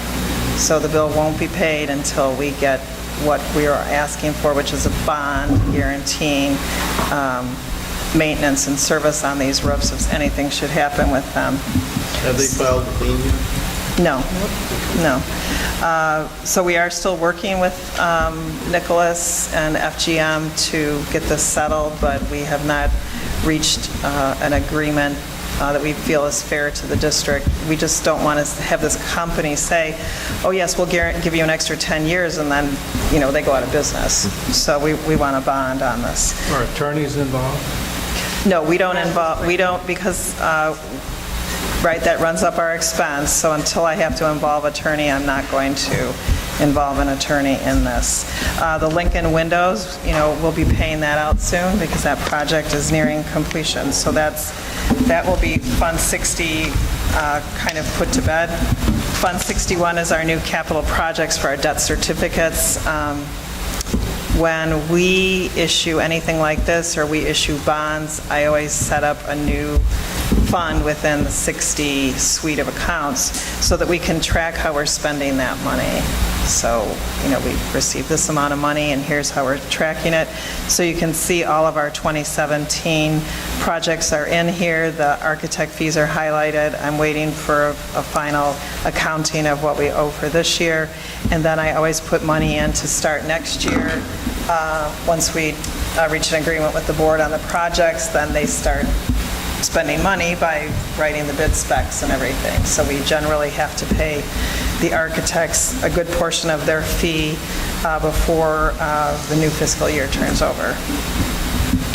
Our tort fund, as Brian explained, is our liability account, so we pay our workman's comp insurance out of here, any unemployment compensation that we need to pay. Liability insurance is also, and our property insurance is paid out of here. As many of you know, the tort fund is one that can be questioned a lot, and so we're very careful to only pay items out of here that are like guaranteed that can be paid out of this fund, so we don't ever pay anything questionable out of here. So that kind of concludes, our presentation on the budget. And so if you go back to your summary page, we basically, Brian took our numbers, our revenue budgets, and our expenditures and rolled them up into the report. The top part of that is the operating funds, which are the ones that we look at in terms of our financial projections. Capital projects and debt service are not operating funds, so we don't include those in our projections when we're looking at operating and running the district. As Brian indicated, we are under sources and uses. We're moving $1 million from transportation to the ed fund. However, it's less than $1 million because we have to use some portion of the ed fund that has to move into debt for the copier and voice over IP leases. The operations and maintenance money being moved is the debt certificate money being moved for those payments. So as of right now, we're looking at about $1.1 or $1.2 million change in fund balance for next year. So this is just your first, look at it. We'll continue to revise the budget as we receive more information on it. And unless something goes crazy, I'm pretty sure that number is going to go down as far as what our deficit is for next year once we start looking at our benefits and getting firmer information. Our main insurance plan this year, we did see our PPO 350. The premium went down. All employees went off of a custom 350 onto our co-ops. NIHIP is our co-op onto that 350 plan. So actually, those premiums, we saw a reduction in this year, and that's the biggest plan that is accessed by the employees. Any other questions, or you want to digest it and send us questions? I have a question, and I actually looked at the budget, went through the lines, and I focus on the parentheses. Wherever I see parentheses, I zero in. And you did a great job. I had 27 questions. You answered about 25 of them. That's super. That's pretty good. But total money spent on stipends in District 64. Can you give me some idea what that is? We sure can. We sure can. Well, we've just found out what that is over the 2 years. It's part of our negotiations, So a lot of that's negotiated in the PREA teacher's contract. If you look in the contract, it has a list of the different stipends and the amount that goes with it. So it's everything from after-school club to our department chairs receive a small stipend for being a department chair because that's on top of their regular job. What we worked on in the negotiations was to get rid of double pay for things. So if we're already paying you a salary to do X job, we're not going to give you a stipend to do that same job. So those are being phased out of the contract. We have stipends for our TAs that are for, I can't think of the word they use, but it's personal care stipends for them. For taking care of a child that has toileting issues or whatnot. So there's stipends for that. We have curriculum writing stipends that we pay. It's a long laundry list of Custodial stipends? No, well, separate. so that those stipends are separate than PREA. Those stipends are and that's in our negotiations, obviously. So we have a head custodian stipend right now, and then the lead secretaries still have a stipend that they are paid. So our stipend number here is large. But in all fairness, it's decreased. It's whittled down quite a bit. It's whittled down quite a We bit have in worked the last on 2 it. years. And this past year, which would have been the first year of the I know, it's PREA hot in here, I'm contract, sorry. there's been some transitioning where we maintain the stipends for a year, and then they're going to slowly over time move away, so. But you we'll can be- give me a dollar. There's no automation. A little over $1 million district-wide.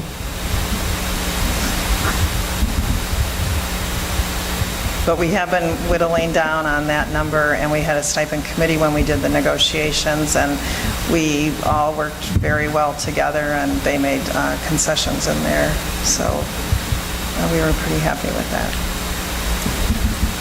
Could we approve a line item for automated air conditioning? Well, we would love, I was telling Mark, I said in 23, like if we were in here and it was warm, I would text Ron, and from his iPad at home, he would change the I temperature emailed in Ron. here.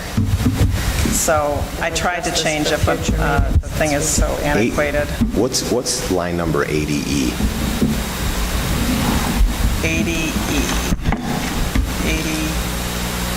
80E is, that's our tort fund. All right, how about 2310, that says Board of Education, $250. Oh, that's for like employee right posters and stuff like that. So we pay it out of the function for Board of Education, but it comes out of the tort fund. Okay. The only reason I ask is not the dollar amount, it's just that it looks like... I know it's kind of, there's some goofy things, but the things we can pay for out of there, we legally can, we do.